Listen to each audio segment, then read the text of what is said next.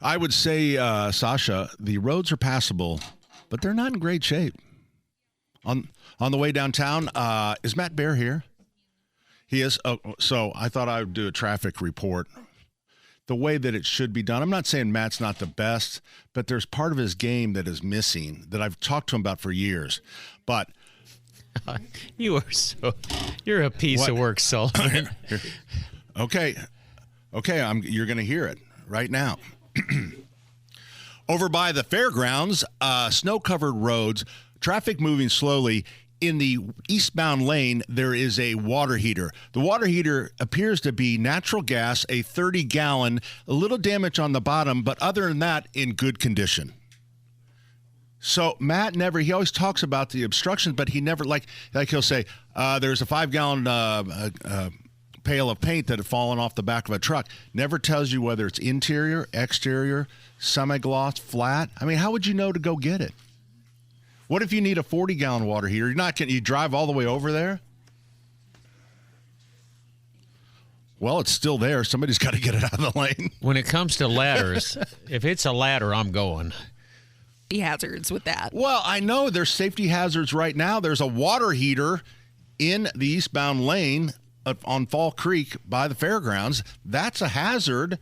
So if somebody needed a water heater, a 30-gallon natural gas that appears to be in good condition, it might be a quick They always look like they're in but good it condition also, from the having outside. fallen off the truck, is probably broken now anyway. Well, whether there's it a was little working damage. before. I mean, that's where you get the risk reward. Okay. So there is a little bit of risk there. But, I mean, I don't know how many times Denny mentioned it. He says, a ladder has fallen off a truck. What kind of ladder, Matt? Is it a step ladder? Is it an extension ladder? Yeah, I mean, right now I need about a 6-foot step ladder. I could use one. I would go out and get that, but I don't need an extension ladder. I don't get up on ladders anymore because I have gutter helmet on my home. Okay. Well, I will let Matt know that there's a hole in his traffic advisories. Okay. I mean, I tell it to him to his face. I had to. Sasha, we missed your birthday, but don't ruin Matt's day. Oh, no. All right. I'm trying to appease Pat. I remember when I went out to get a trash can that he talked about. It was like a household trash can. I was looking for something, 30 to 40 gallons, and I drive all the way over there, and it's like a little you put under the sink. Yeah, I mean, I have to say, all of this is kind of leading me to believe that maybe you're making some questionable choices, more so Thank you, Sasha. than Matt Bear. Thank you, Sasha. Crosstalk with Pat and Sasha, currently unsponsored. Thank you, good reason. Thanks, Sasha. Thank you.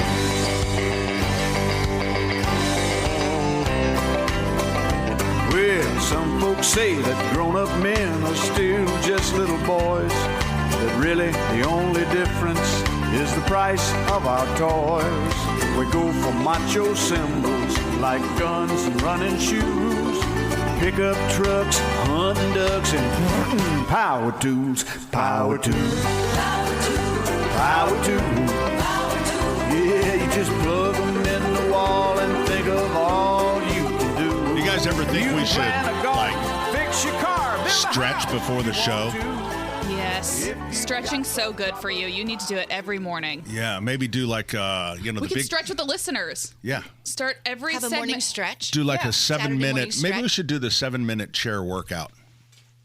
Okay. I have seen Except that. Denise Have you seen it? Austin's. I've seen. Have you're you not started it? You're not a target for it. You're not a target. Jerry. What they do is they take older men and they show that if they do chair yoga 7 minutes a day, sure. they get great abs and upper body strength. You will literally look like and the transformation goes. Who's a hot, well-fit guy? Come on, somebody. Let's see. Hot, well-fit, I would say. Glenn Powell.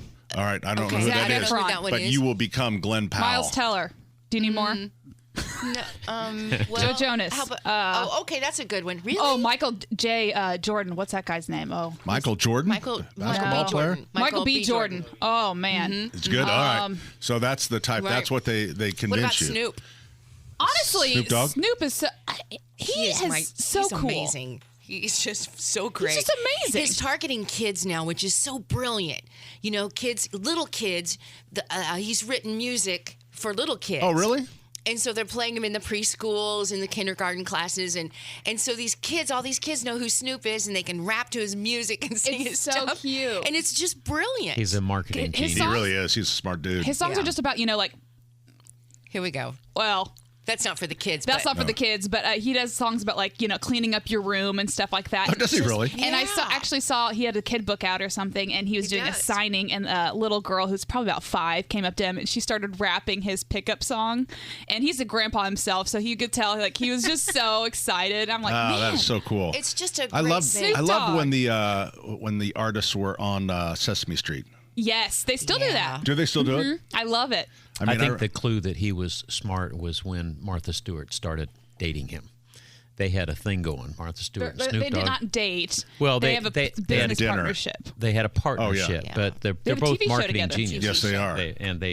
It worked. Everybody loves him. That's the thing. It's just all generations And really love him. They say And that he's just smart. there's real evidence that he's murdered a guy. Right. I mean, there's you're all right. this stuff. We don't that- want to talk about that. Well, but I mean, that's a part of it that seems to have kind of gotten lost now in his popularity so, with Terry. everybody. Let's not mention All the right. children's book. Let's hold judgment. It's possible the guy had it coming. Well, I don't know all the facts. Okay, I was kidding. I don't That know was a all joke, the everybody. facts. Hey, a couple of quick texts. This is from Bronco, Steve. Stream is coming in loud and clear at the pool in Cancun. And Larry says the crosstalk with Sasha could be sponsored if Denny was doing it, but Pat's just too irritating. No sponsor's going to do it. Wow. Thank you, Arnold. That's not true at all. That's harsh. What was that guy's name? Larry Arnold. He's a good guy. Larry Arnold. What's your address, Larry? He's out picking up paint cans and ladders right I'm now. gonna send a plow over and take care of that drive for you. Wink. Thanks, Larry. Good call, son. It was a cool, this is what a week, by the way. I mean, my. you've got the tragedy in California. You've got Oh, my gosh. the snow, the ice.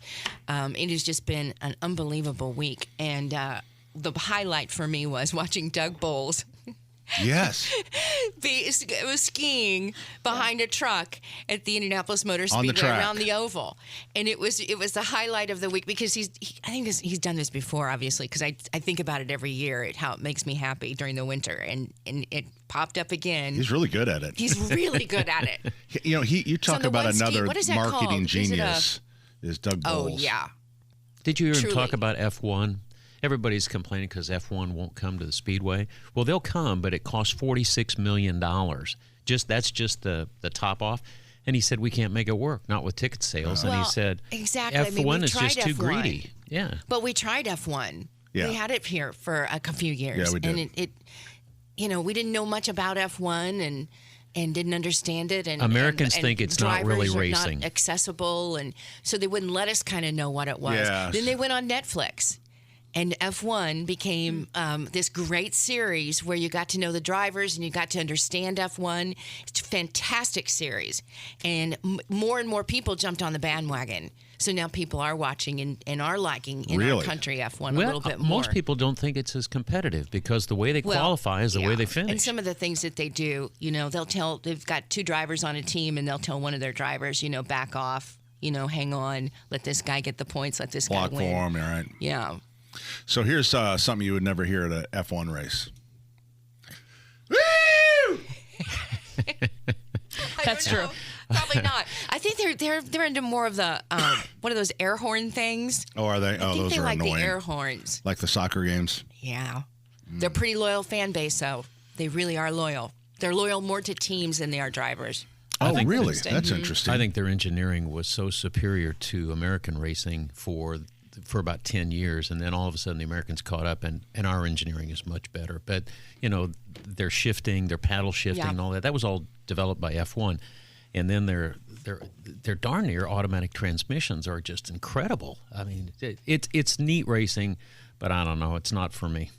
Not for me. It does. I think once you get to know the stories, that kind of draws you in when you understand the stories of Do you the think drivers. you'll ever see bumping and grinding in F1? Well, I don't know. There's been some Terry, horrific if you have crashes. to know the stories to enjoy the racing, does that?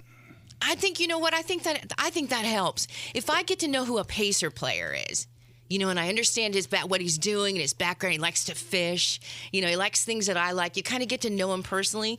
Then you feel a little more invested, I think, in following or joining or buying some merchandise or, you kind of. I think you got to get to know I just feel like guys. I can watch an IndyCar race Exactly. and not know any of the drivers and enjoy you really can. But I think, beyond the Indianapolis Motor Speedway, then that's how you become more of an IndyCar fan.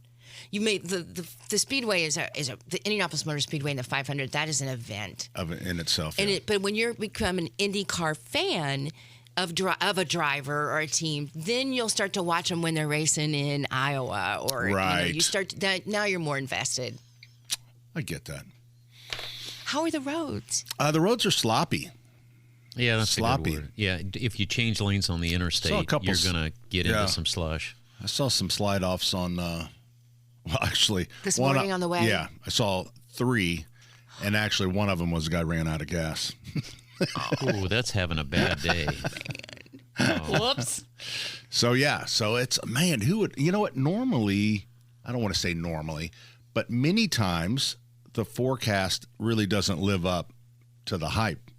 This has been 2 in a row. They got it. They're 2-0. They're 2-0. They're 2-0. Really New are. year, new them. Yeah, that's right. It's really 2-0. Right. We moved out like last year, or maybe it was even the year before, when they predicted a big snow. It's like, okay, here we go. And I just got pallets of ice melt and pallets of shovels. Groceries are full. And they've been sitting in the warehouse, and we finally sold every one of them. Yeah. So we got more nice. snow in this first snowstorm than we have forever. Yeah. It's So, a big one. and then pretty much I went out because our backyard, nobody's been back out there and measured. There's 11.5 inches. That's which fine. would make sense. I think we got 8 for the first one up in Westfield, and we got 3 or 4 last night. So You guys definitely North overachieved on that first one because they really thought they thought we were not going to get anything. Fishes there was going to be really low, but it's like I'm an overachiever. You are an overachiever, Dan. So Hey, and speaking of weather, Kevin Gregory announced that he's going to retire after 30 years. Right. What a good guy. He and Susan grew up in our neighborhood, and Kevin taught my son Andy how to play tennis, and Susan was the swim coach for Andy's swim team. So, I mean, they're just a great family. And, they are. Congratulations, buddy. His last day is going to be February 28th. You miss his face because he has been here for so long and following in his dad's footsteps, right? Yep. And the Gregories. He was So a it's Big kinda Ten. cool. He was a Big Ten tennis champ. He's I a mean, terrific tennis player. Yeah, but he's also really good for the community. He's done so many really good things, with the community. All kinds of fundraising and everything he's involved in. So he's going to be. I'm sure he's not giving that part up. No. But he'll be missed. Yeah, but you see the weather guys in public all the time. People love him. I took a picture one time when Wilksey and Bob Gregory were in the store together, and they start talking. It's like, here That's they a are cool together. picture. It was. Coming right back with more 93.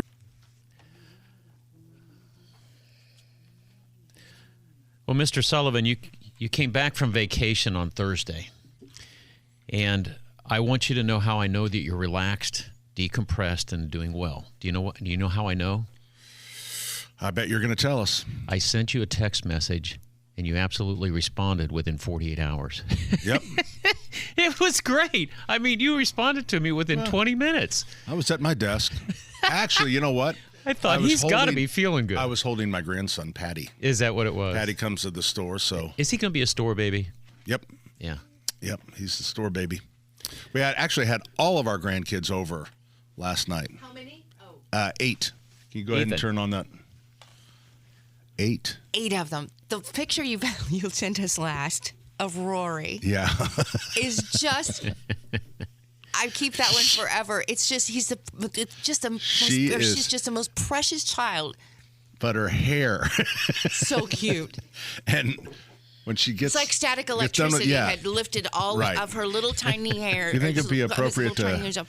It's just so cute. Is that appropriate to I post think that? it's a Gerber baby. You know, some parents are a little Yes, bit gunny a about Gerber baby's the perfect posting pictures of their kids. description. Yeah. In high school, junior high, and grade school, and they're just afraid of predators. But nobody's stealing that baby if they can't get that baby out of the hardware store without dying. Yeah, but I know what you're saying. That I follow just a young guy that's in Hawaii that it's just about raising his kid, but his name is Kid. The kid's name is Kid? Kid. How they spell that? Kidd. That's kind of cute. Oh, like kid Really fire the- protection. But there's always a heart or something over his face. Yeah, I've noticed a lot of celebrities doing that now too. This guy's not a celebrity, but he's still doing it. It's just a guy. He's a young guy that got married. And matter of fact, here's something that they did to their family. They're in Hawaii. His wife got pregnant, and they didn't tell the family. They didn't tell because their family was in the States, in I think Arizona or someplace on the West Coast. So they go through the entire 9 months. And then they decide to go home. They had the trip planned, and they bring the baby. That's fabulous. Wow. That is so a little funny. crazy. That's the type That of is thing crazy. that can really test family relations. That's a What a test surprise, right there. though. First, What a surprise. The confusion, especially on his father's face, is like, Whose baby is this? the ladies caught on a little more Sure. than the guy. What? Who is this? That is the best surprise. It I is a think- good surprise. I'm with I you, think that's Terry. the best surprise. That would just be Keeping I'd a love secret for almost a year? Wow. I know. From your family? That's Yeah. crazy. That's really good. That's This funny. guy is just like he's always like doing crafts and So he's just like a social media guy? yeah. I want to know how they do the pixelation because I'm sorry. the how they get their faces. You can't see who it is. He just slaps a heart over it. Yeah, usually people put like a little emojis on him. Yeah, a little emoji. They do that. The They've actually ultimate they've canine actually people. placed a piece they of have all black these- cardboard on the child's face. They have all these undercover officers and who train with dogs and stuff. And next thing you know, they've got all these little boxes around their faces. I don't know how they do that. So Well, magic markers. so we could Google it. Yeah. Hey, how are things in Fort Myers? Yeah, you came back from Florida this week. I did. Came back late Thursday night. Got to watch the Notre Dame game. It made the flight go so much faster. Oh, wow. Not that it's a long flight, Yeah. but you know what? It's you kind of go. I mean, at first it's like shock of the hurricane. It was a Category 5 Hurricane Ian that hit Fort Myers, and it's like now it's almost somewhat. 2 years, 2 years. It was 2 years in September. Okay. But now it's almost like worse in a weird way, because it's like now there's just this wide expanses of nothing, like stuff that's just been It's torn gone. down and Like gone. driving through Death Valley. Yeah, it's just kind of nothing there. like there was where we were on the south end of the island. There was 8 restaurants we could walk to. Mm-hmm. Well, there's 0. There's All no gone. restaurants. So They're gone. what do you do for going? Do you drive or do you have it We drive. Ubered in? Yeah, we drive. There's a few restaurants, some still operating out of trailers, which is kind of Yeah. But then Margaritaville was set to open, and because it was built to the new hurricane standards, it survived fine. I mean, that had a little bit of damage. So there's restaurants in there, and then Bonita, you go the other way, but the traffic is horrendous, even when there's not that many people down, because everybody Everybody's on our driving. end of the island Yeah. are all going. They have to drive. Yeah, So you have to nobody's drive. just walking. You don't see those Yeah. lines of people. So many of us here in central Indiana go to Fort Myers and have been going for years. And that's why I ask, because I haven't been since, knowing that the place we would go is gone. Oh, yeah. And from what I'm hearing and about the building, what's going to happen, and will they replace those little mom and pop restaurants? Will those come back? Some of them, I think, will. It's been a long time. But the problem now is a lot of the big condos right on the beach, they're not open yet. The bigger condos seem to take it, like we still don't have an elevator, but ours, we're just on the 4th floor. We're the top floor. So, you can walk as we march up the steps, 48 stairs, no more, no less. So I tell the grandkids. Think about 48 elevator. steps. The supply chain for elevator parts is critical. Mom lives in a retirement center, and when an elevator goes out, you're talking 6 to 7 months to get parts for those things. So Yeah, I can only imagine what it must be down And we there. were almost ready with the elevators, and then the second hurricane came and flooded it out. So I don't know. It's there's just kind of, and I think that's when you look at the LA fires and the horrible hurricane that affected North Carolina. It's like the media, everything kind of moves on. Right. Mm-hmm. And it's just those places are, think about Mexico Beach from a long time ago. They're just, I bet that's been 10 In years. Florida, They're that was just gone. starting. Yeah. Yeah, that place That was, was flattened. devastated. There's a Right. whole flattened. historical study of tragedies over the years. The worst one that in ancient times was 1755 in Portugal. It's called the Lisbon event. And they first had an earthquake that lasted 9 minutes, and they thought it was anywhere from a 7 to a 9. And after that, then comes, the tidal wave, and what didn't get destroyed, they had 16 feet openings in their roadways. Then the tidal wave comes in, and then finally, after all that, all the fires kicked in. And so the devastation that can come to an area is just unbelievable and overwhelming. I don't know how quickly California, they're going to throw a lot of money at it, but I don't know how quickly it'll cover. Yeah. So anyway, so obviously disasters all through time, but it's like these. It's like Fort Myers. It's like they're fine. It's gonna change. But North Carolina is a hot mess in some areas. I mean, It some people is. are still having to camp out. Yeah. So you don't hear about them. And right now the focus is on L.A. and it's like awful. There's 15,000 homes that have burnt to the ground. But pretty soon Think about that. the media will 15,000 homes. Yeah, well, media will move on. And that means And we then- move on too, and you've got to keep it in the forefront to make sure that that you're still thinking about them, and because it's a long road. It is. And then for some people, like when you get, my age, it's like even in Fort Myers, we sit there and go, I'm 64. Is this, do you want to move and go somewhere else? You Right. want to sell the condo? That's or? why I was asking you that before you left. I wondered if you're going to stay there. You're going to keep I that know, one? because it's going to be 10 years. It's like, We've been looking at some of these other little places in Florida that we never have heard of. oh, really? The small. The little small, still kind of, again, people are having to leave because the insurance. Oh. Scott Johnston was telling me about his sister, who's an actress down there and a teacher, and she didn't know she can afford the insurance anymore, and she's not even on the water. Wow. But inland a little bit. California's got the same thing. And so what Right. California did is they set aside $500 million or $1 billion or so to supplement all the insurance. Yeah. Well, now it's totally overwhelmed. Well, So the insurance know. everywhere is a mess. Yeah, It is. It is a crazy industry, and it's something needs to be fixed. well, I know, they're but- also bellwethers. They're the canary in the coal mine because when they stopped writing insurance in California because they knew that the wildfires were sooner. or That later would have gonna been come a in. lot better, Denny. Yeah, but those We're actually overwhelmed by wildflowers. Come on, cut me some slack here. The point The is scent that is unbelievable. Insurance People's company- allergies are off the charts. That's right. boy, I missed you last week. Thanks for jumping in there. All right, I've caused enough grief. Now, Hey, I've the got other coming thing. up. I do want to mention. I've got coming up. This will brighten your day. The new items that we're seeing at the world's the biggest electronic show CES, in Vegas? just finishing up, and the top 5 or top 6 are going. I think you will really love them and want to buy them immediately. Very exciting. Just a quick thing on Florida, Fort Myers again. Then I start wondering, it's like, is this, it's like, I'm 64. I'm still pretty active. I'm working full time, more than full time. You're falling apart. And it's like, are you going to do I outlive it? really, for example, it's just like you start to get like sucked into this world of old people What? my age. And like, okay, this is an example. This happened twice. In So- Florida or here or In just Florida, in in general? Florida, I'm in a restaurant and my zipper is down. Well, that's, I don't leave my zipper down, and all of a sudden I'm in Florida. oh, I see. All what of a sudden you I'm in mean. Florida, sucked into this world of got to So- get zipping to up. got to Who get to the told restaurant you? by 4:30. Who told you that your zipper was down? I noticed it. 'cause You I noticed looked- it both Yeah. times? No, the second time somebody said, "Hey, your zipper's down and your flashlight's on." It's like, What? Pat. I don't know what the His flashlight flashlight means. on his phone. phone. There's no hope for Oh. you. That's the new.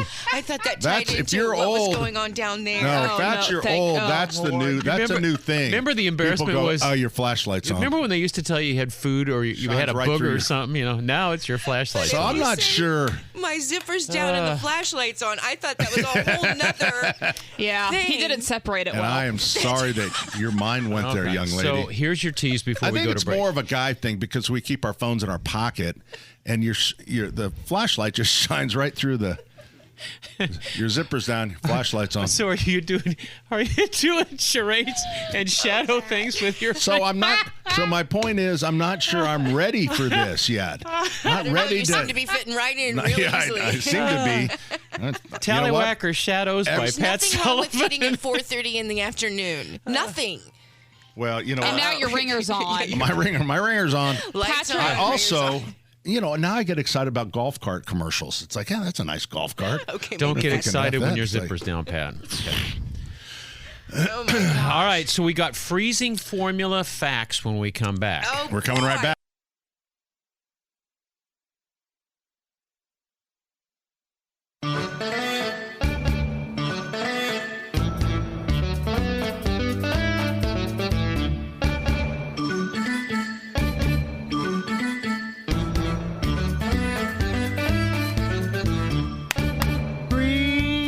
Ladies and gentlemen, boys and girls, the segment without a sponsor. Whoa, whoa, whoa. I think he I've has got one. the EF Oh, really? Marburger ladies behind me, backing me up on this. I think you're just pulling one of the spots that No. that That's they how it's. bought That's for how it this. started. No, Oh, okay. Kim and Kelly Marburger, 99.99 North Allison. Ladies Mill and Road. gentlemen, boys and girls, it's In the Weeds with Denny Smith. Yeah. All right, so I'm gonna have Good Pat, time to go to the bathroom. Oh, I'm it's going a to good have one. Pat tell a quick story about a real tragedy about walking on ice. When we had really cold weather, everybody wants to get on their ponds, wants to get on their lakes, and there is a scientific formula that I'm going to teach you here in just a second. But you got to be careful because things happen. Pat, tell this story about this grandson. I know a lot of us have seen this story in the news, but I think it was over the holidays, a 66-year-old man took his 15-year-old grandson ice fishing. And while you can see where this story is going, the ice was not prepared to have weight on it, so they fell in. The grandpa fell in. Efforts to get him out were not good. He ended up passing away in the hospital a day later. But to make it doubly more tragedy, his relatives, including his wife, were on the way to pick up the car where they had been parked, and a 17-year-old crossed the center line and killed his wife. So both of them died. also 66 years old. So All two, of this- grandma and So grandpa sad. passed away within 24 All hours. of this because walking on a frozen lake seems like, it looks like it's solid, but you need a full 4 inches of ice to walk on it. You need 8 inches to drive on it. You can't believe how many people in Michigan and up in Canada they drive on it. So if you're walking on that frozen lake, it may seem absolutely solid, but it takes a lot of energy to change the temperature of the water. There are formulas, and the ground cools faster than water. So when we get these snap cold areas, the ground may be frozen, but the water's not. So what I'm going to do is I'm going to give you the formula to figure up freezing days. And it's really, really easy. You take the high of the day and the low of the day. So let's say that the high was 25 degrees and the low was 5 degrees. You add them together, that's 30. 30. And you divide it by 2. 15. 15 degrees. All right, so you can get an inch of ice when you have 15 degrees below what we call zero, below 32. So anything... Is that minus? Are you saying minus 15? No, it's just 15 degrees. Those are degree Before days. it gets to 0. Right, that's degree days. And you subtract that from 32. So if you had an average of 15 degrees for your high and low, that's 17 freezing degrees. 17 freezing degrees. I'm writing it down. Right, and you only need 15 per day to get an inch of ice. So if you had, like we have this last week, if you have several days where your average is 15 degrees, you've got 4 inches of ice on your pond in about 5 days. And it's incredible how quickly it comes. What gets tricky for us here in central Indiana is when you have a high of 38 and you have a low of 20. Then you start putting those together, you do the division. Well, you're not going to be adding a whole lot of ice. The best way to do it, drill a hole. And I will tell you that you want to start on the outside, on the perimeter. That's usually where it freezes first. Step in with your electric drill. Just get a bulb planting bit. You know those bulb planting bits that are about 2 inches? I sell those. You do sell them. Just drill down, and then you measure it and see. If you've got 4 inches, you can walk on it. If you do not have 4 inches, get your ass off that ice because you can go through. What have I told you about saying that word? Ice? Say Say derriere. Yeah, okay, get your derriere off that ice because you don't want to be a tragedy. Think about, just this poor woman going to pick up her deceased husband's car. There's catastrophic things that happen downstream if you aren't smart enough to stay off thin ice. I don't trust ice. You don't? No, I don't either. Yeah, it's just it creeps me out. When we had the lake house, I mean, I would see people out there, and I would kind of walk on it, just still.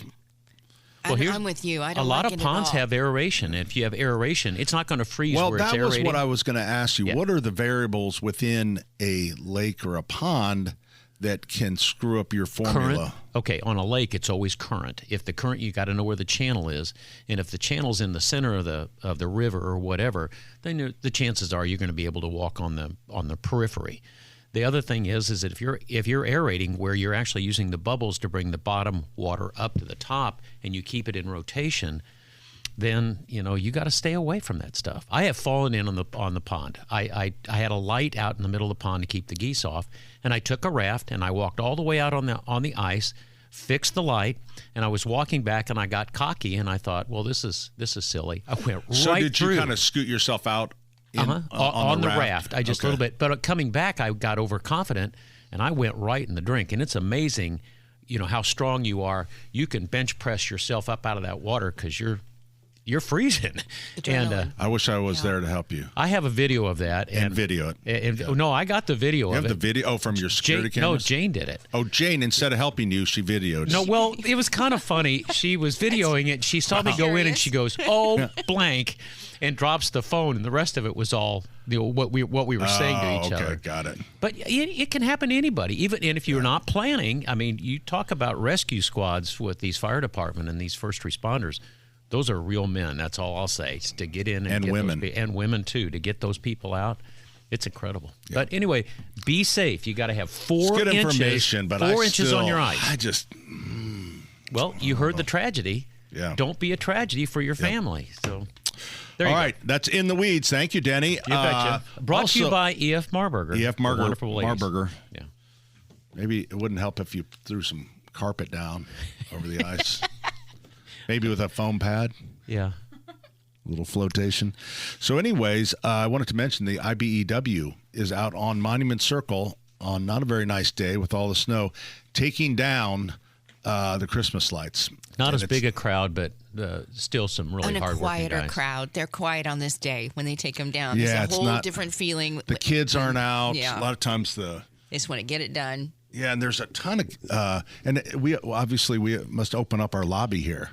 Right. Or they broke in because there's a ton of guys They didn't break in. downstairs and they set up hot coffee and donuts and stuff, and they're kind of hanging out. I think the supervisors are hanging out inside, and the apprentices are out doing the makes work. sense. Yeah, You know, probably they're does. hanging out over the top of the monuments. Oh, yeah, I they, see they 'em. say they actually are hanging out the window as they take them back up, and just how they delivered them. They're Do they taking have back safety up harnesses that same up way. there, Terry? They Yes, do. they and there's do. people hanging on with them, but I mean, they've got lots of people around them as they hang out the window. They love it. And they take them love off it. of each side one at a time so they don't pull the monument over. That is absolutely true. That's called a moment in physics, and it's really, really tall. And if you start pulling all that on one side, wouldn't that be something to write? I about? remember taking physics, and I never had a moment. Had some really bad grades, but hey, we're coming right back. 93 WIBC. Hi. How's everybody doing? I missed you last week. I hope you were having fun. Did somebody tell me you took a swamp buggy ride? Yeah. What was it? Well, down in I want to get to Jeff too. He's been hang on. Down in Florida. So the weather was a little. I don't want to. The weather was a little chilly. I mean, 60. true. This is turn on her mic again. Man, you know what? Ethan. From now on, it's a quarter every time you don't turn on our mic. We're going to put that in the swear. And a severe in the, beating. I don't we're going to put that in the support swear jar I don't where support Denny it. has over $10,000 from saying for crying- ASS. Come on. Oh, you should. Oh, So they opened a couple warming centers in Fort Myers. Did they really? Yeah, because Warming? the temperature was going to get down to 37. In Fort Myers, way down south in Florida? Yeah.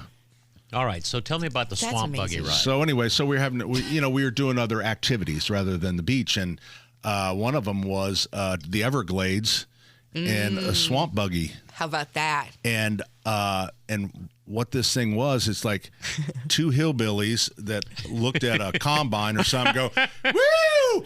We can put some seats up there, and we'll just build a ramp, get people on there, and we'll take them.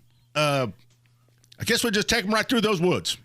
I love it. Were you on, like, when you said swamp buggy, I thought of the big fans, the No, that's the airboats. The airboats, which I haven't No, done this that, is but we not a should have done swamp that. buggy. We should have done that, but there was, I think, too many of us. So this is an all-terrain vehicle? It looks like a combine with a flat plate on it with chairs. Are they literally called swamp buggies? Swamp buggies. Wow, I'm And looking at it's them now. Couple hillbillies, and Oh, you're right. we didn't see That's it. pretty cool. We did not. Now, and did they have the muffler stacks coming up high because they don't want them down in the water? Well, they have the mufflers there's no come up. water here in this field. Then there's a little bit, but there was. They talked about the bears are active, all the stuff. It's like we saw Did you see anything? one squirrel, You didn't see a crocodile or one squirrel, One Florida squirrel. no Yeah. pythons, none of that? nothing. Wow. How much they charge you for something like that to take a swamp buggy Well, out? Is it they little saw you. price? It was like $500. No way. But that's for Well, the whole I think- family, though. Yeah, the whole family. But actually, I think that we also did a little Everglades. The Everglades Visiting Center was closed, so all these other. So we got on this boat that was a nice, it was like a boat. Well, here's what it was like. A rowboat? It was like a. You're not communicating Wait well. a minute, hold on. It was like a swamp buggy, but floated. A duck? Was it like a duck? No, in a duck boat, but they had and so we thought we were Those are going to fun, we though. thought we were going to the Everglades, and they do have a ranger, and the ranger goes, "Well, what do you think you're going to see today?" And everybody said, alligator. Nope, won't see that. It literally was like a pontoon ride at Wawasee. It's so That funny. was included with the You know how swamp like in buggy? New York City and like California have those double-decker buses and they show Yeah. you celebrity homes? This is like Florida's version. Yeah, it was Except like there were no homes at all. There was this is what saved that whole thing. And it was long. It was like an hour and a half on a Oh, that's pontoon. too long. It's like, look, they're redoing the seawall over there at the Johnsons. There was a pot so of there was a pot of house. dolphins came and put on a show. There you go. That's Worth worth, it. every That was worth every it. penny. Yeah. I've been on a lot of these quote-unquote dolphin cruises where I've seen nothing. Nothing. So Yeah. Oh my gosh! But if you ever even a squirrel would be exciting. it's worth every penny when you see one. Oh, there's been 10, I guarantee and they're you those. jumping, and I guarantee you the grandkids are going to remember that the rest of their lives. that they'll remember. Just to tease you. Oh, the swamp buggy was hilarious. I bet it was. And I don't regret that at all because It's an great experience. it was for an sure. experience with. I mean, Here oh we go. boy, All boy. right. Can we talk to Jeff real quick? Okay. Hi, Jeff. Hey, good morning. Thanks for taking my call. Sure. How you doing? I was wondering, like one quick thing, then I got to tell you a tragedy for the family. When you go down to Fort Myers, do you know a place called Mama's Diner? Is it still there? I wasn't familiar with that. Was that right on Estero Boulevard? Was it right on the main drag? Yeah, I think it was kind of like near where Cher lived down there. And anyway, I was just curious because I had visited Mel's Diner. Remember that old store? Yeah. When I lived on Siesta Key, but I had actually been into the thing where they had done some filming there. But okay, so I got to tell you real quick. 1962, my grandparents bought a house in Malibu. They paid $170,000 for the land and had a home built. Right? Outrageous.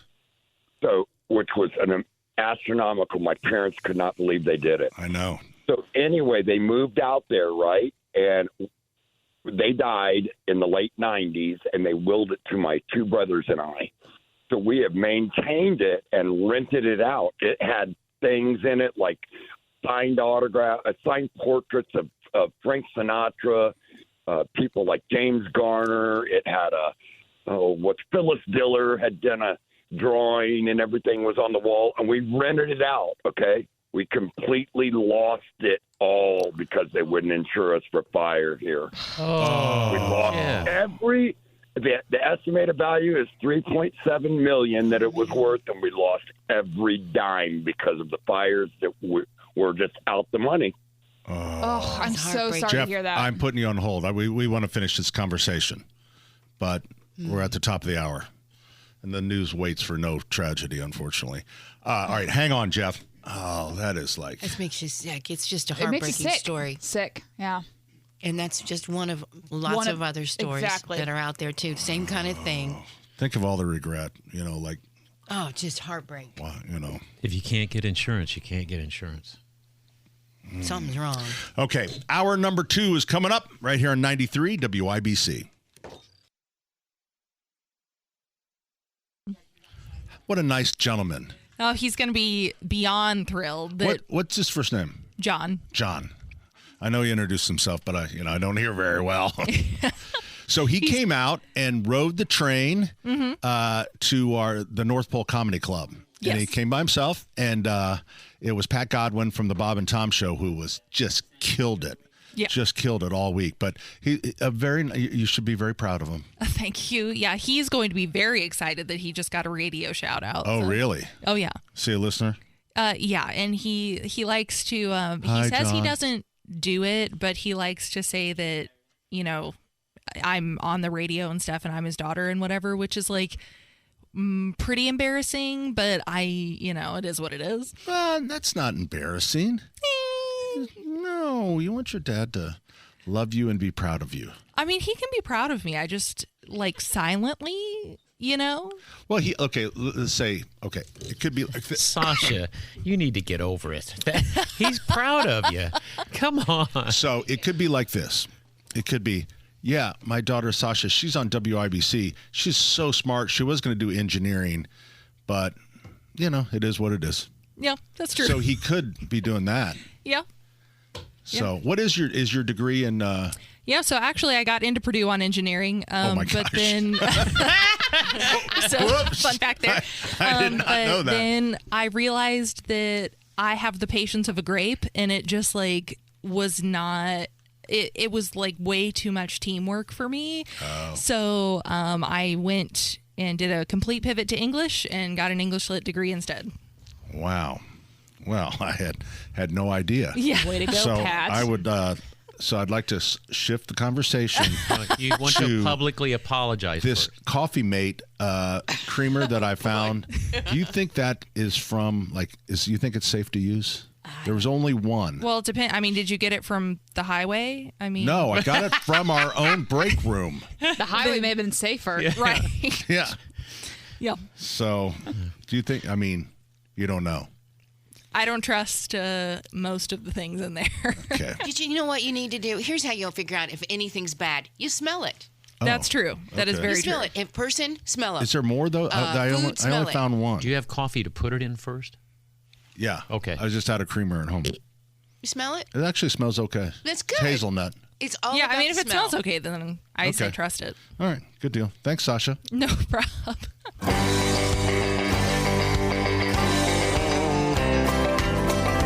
Well, some folks say that grown-up men are still just little boys. That really the only difference is the price of our toys. We go for macho symbols like guns and running shoes, pickup trucks, hunting ducks, and power tools. Power tools. Power tools. Yeah, you just plug them in the wall and think of all you can do.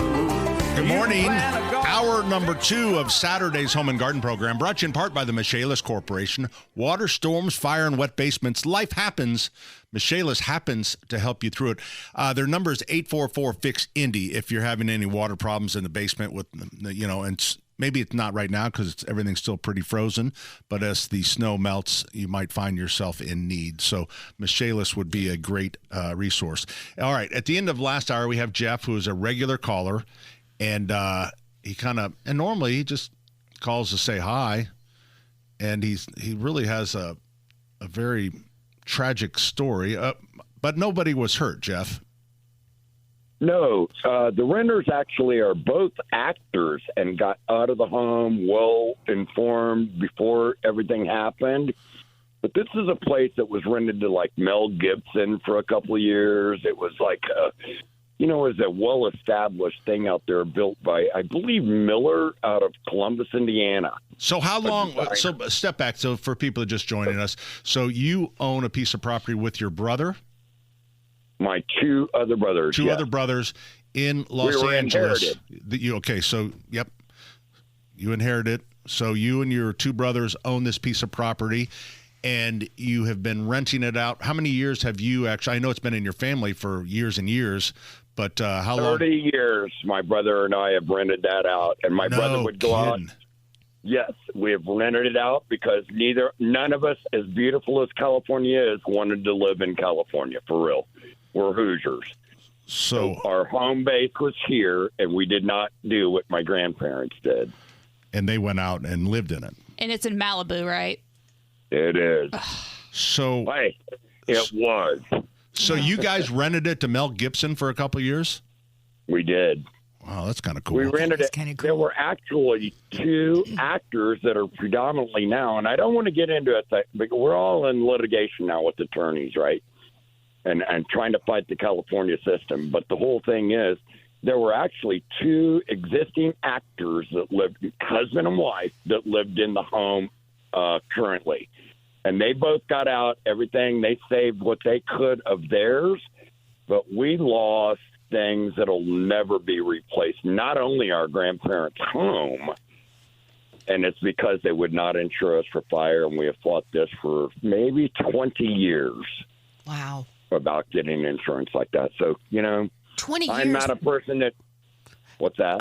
20 years, because it seems to feel like it's just coming to light. Like this is what we're talking about is, not being able to get insurance has just really happened in the last few years. But you said you've been fighting this for 20 years on trying to get fire insurance. They said that we'd never have a fire on the top of the hill like that with brush fire or anything, and they weren't not going to insure us. Yes, wow. That's the God's truth. And then I'll be darned, you know what? It climbed the hill. This was an off looking out into the ocean. I mean, this was something, I guess, but you know what? Fire has no. Whatever. Yeah. It got us. That is, it's a very, very sad story. So terrible. And obviously the house, what's the most valuable piece there? I know besides taking apart, the memories of your grandparents and all the stuff that you lost, but financially, the structure versus the actual ground, what is the property was worth what it was. Everybody tried to tear the old house down and everything, which the house has been restored so many times of us spending hundreds of thousands of dollars to refurbish the home and make it just like it was when they had it. Oh. And the whole idea is they would never insure it for the amount any more than what they purchased the house for, basically. So the value, the assessed home was $3.4 million. Wow. And then they said not including property, but the whole thing is we're back to that, and they only want to pay $100 and the original price insurance was. So, keep fighting. Just keep fighting. Yeah. Are you going to go out there, Jeff? I have been there. We're supposed to go out there in we're going out there February 15th and certify. We can't go there now. They won't let us in. Sure. Which makes sense, I guess. Right. So, that's heartbreaking. It is heartbreaking. It's okay. Listen, yeah. I'm not a person that blabs all of our family information out, but I'm just telling you that pray for the people. I may not like the way that California is run, obviously.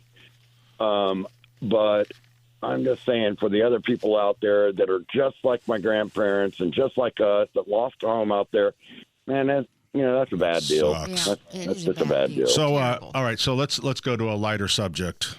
What would that be? Yes, sir. So what was the rent on that sucker? Well, you wouldn't believe it. It was over $8,000 a month. Really? Wow. Mm-hmm. I actually thought it would have been more. I thought it'd be more too.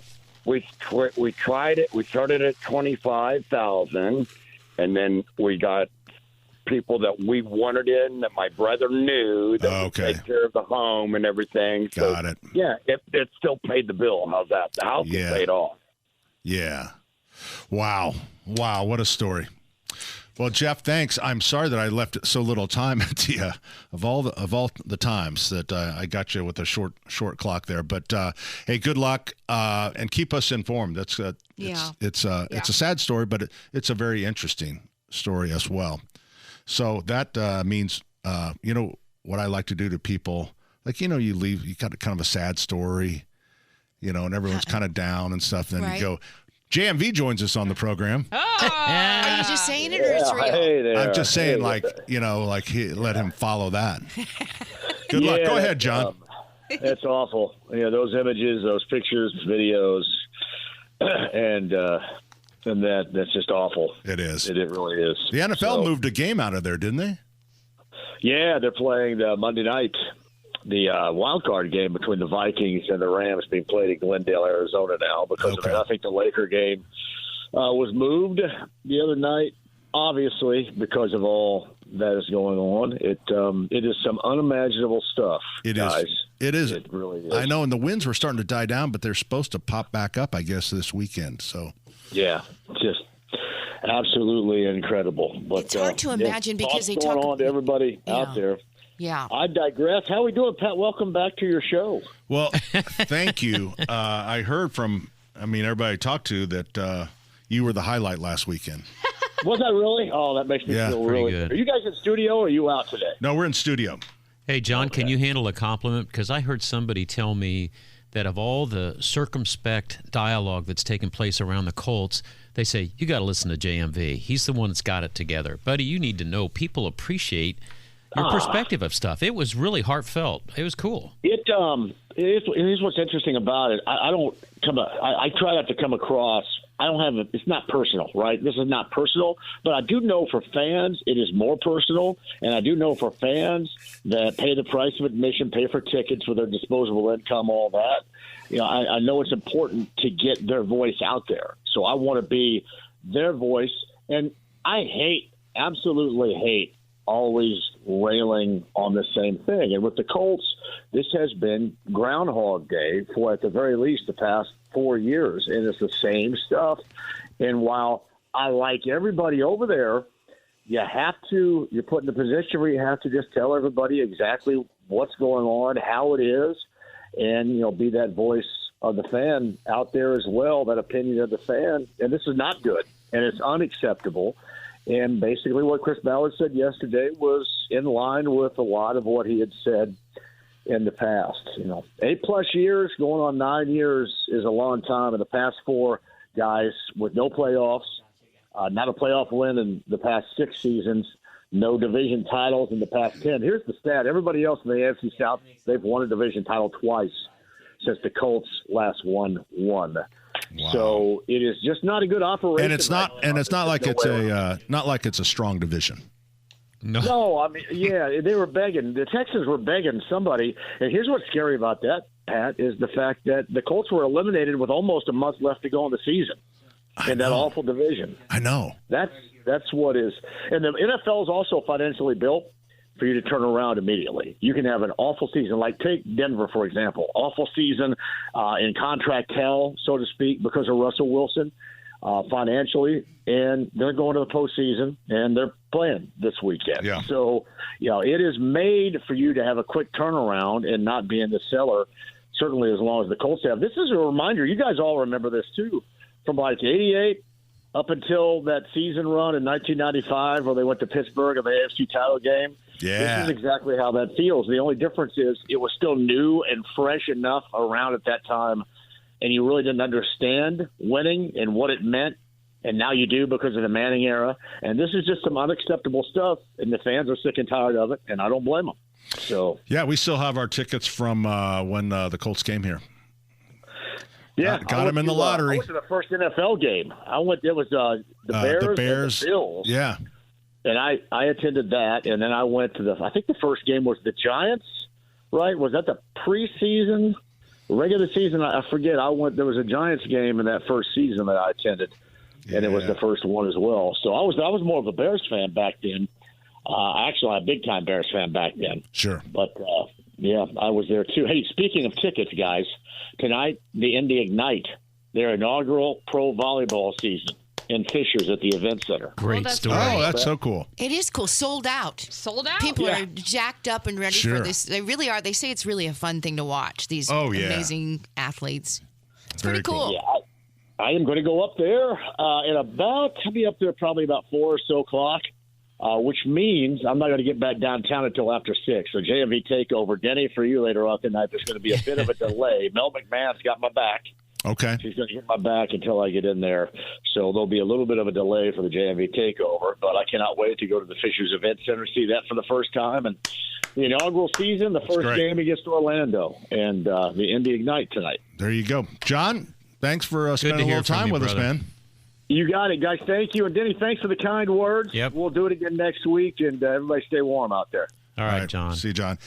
Before we go to break, and I thought I was kind of spacing over here, and when you said complimented John, I thought you said for all the circumcised sportscasters did out too. there. Circumspect.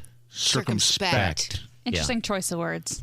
Well, I don't know what circumspect means. I don't either. I I know think I'm just circumcised Googling it. is. You're able to take the whole thing in globally. You're like looking at it from 10,000 feet down. Circumspect. I'll tell you what. Circumspect. Oh, If it boy. was circumcised, you wouldn't see that from 10,000 feet. That's for sure. We're coming right back. 93 Does WIBC. that even mean?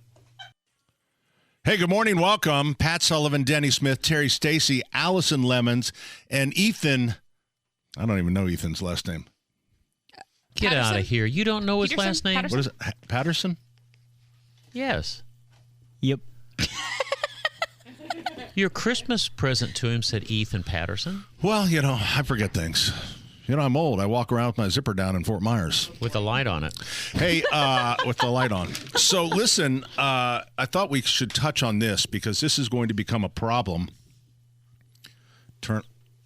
Did you turn on Terry's mic just now?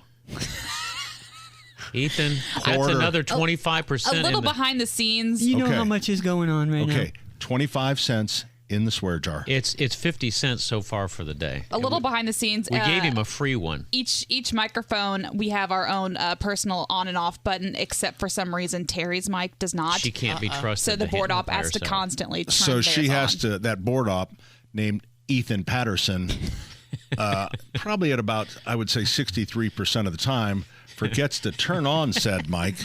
Well, to be fair, he's doing about 5 Right. other things. And to Oh, also be give fair, me a break. he's not the first one to ever not be able to do that. Don't make I mean, excuses it's just a for him. lot. 25 cents in the swear job every time you do it. I Swear think we jar. should just get a really long stick, and then that way you can just reach over him and poke turn it. it on. Oh, how about just myself. smack him in the head? Okay, well, Actually, that's what I used try to do both. to some Boy, of the, you're a you tough did. case today, Sully. the board op. Trey Womack, I used to have just keep pencils. And back in the day when I was, you'd work by yourself and you kind of wanted the phone calls, right? Mm-hmm. This was before the internet. And I would I would sit there and watch. I'm talking to a listener. I see the phones ringing and he's like reading a comic book. So I would just throw pencils at him. That's what I did. He really did. yeah. So, Any shift he was actually working, Pat. Any shift you were working, if the board op wasn't doing what they needed to be doing, you'd throw something at yeah. Listen, if he's calling I've been out, doing that's a it for Tony years. Katz method, I think. The them. what? Does he throw it from Carmel? Not anymore. that you say? was a low blow. That's not a low blow. I didn't- That's a low blow. I'm sorry, I didn't hear what you said. She I said- compared you to Tony Katz. Oh, that's a low blow. I Anyway, said it's a Tony Katz method. You're right. Throwing pencils, getting shit. Oh, well, he's at home, so. He's in Carmel. All right, let's just move on. Okay, so anyways, what's going to happen? We have upwards of 11, 12 inches of snow now, and a lot of that will be up on our rooftops. And sometimes when we have a home that the attic insulation isn't adequate, the heat escapes from your home, and what that does is warm the roof deck. And as it warms the roof deck, then that snow melts and then heads towards the gutter. right behind you, as you were talking about that, we just had a snow slough. That was come off. weird. You were talking about snow sloughing, and here it comes right behind you in the glass. I thought you guys were like, you two ladies. Yeah, he never looks You at me. looked but- like you were so like holding on my every word. And then we I got thought, just man, for a this thing minute. is, I'm telling you, this tip is hitting hard here. Yeah. And so it's just a snow Right thing. behind the And window, then- yeah, I saw the Fine. snowfall. Yeah. Okay. Okay. So anyways, So anyway, focus. so now So if you don't have good insulation in your roof, and then that's going to allow the snow to melt. Yes, it melts, and then the water starts going towards the gutter. Well, the gutter has not been heated by that air, so it refreezes.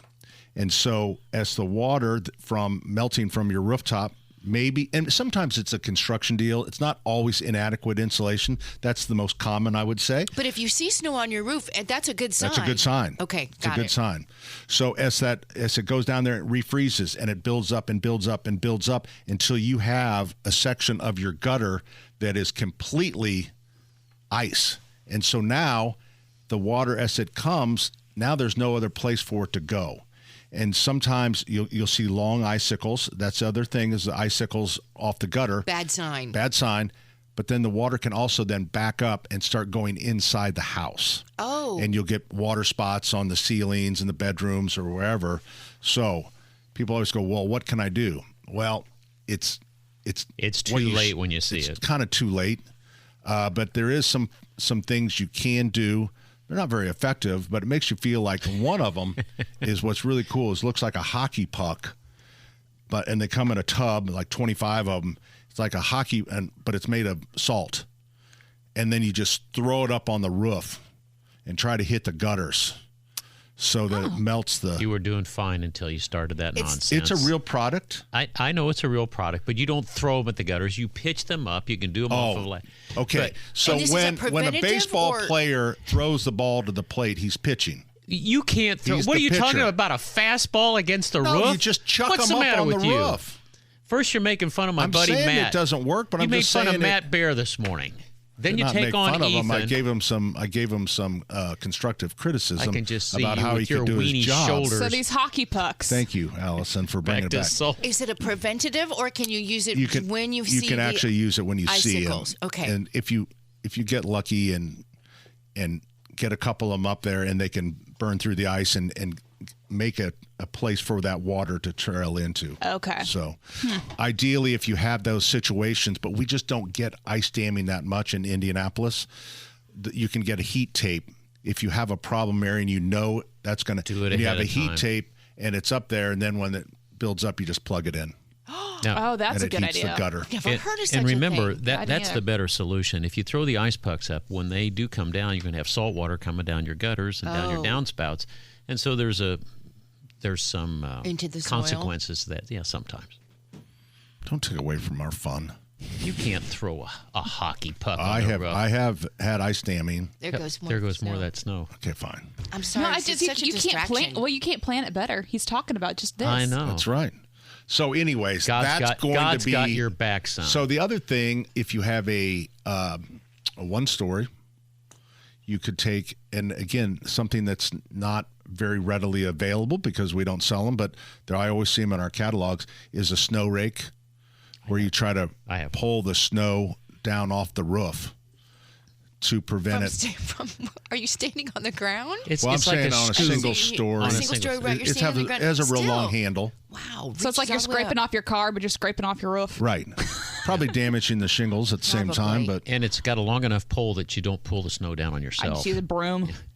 Seems like then you're pulling it down into the gutters and everything. If you know you're what we bringing that need. down, it's coming down. Yeah, but you're not worried about the... True, but it's like if there's nothing... If you get off what's up there, then there's no water to come down and to back up into your house. Oh. You know who's a professional snow scraper off the roof? George Faber. Really? George Faber knows more about That's how he got his start. Yeah.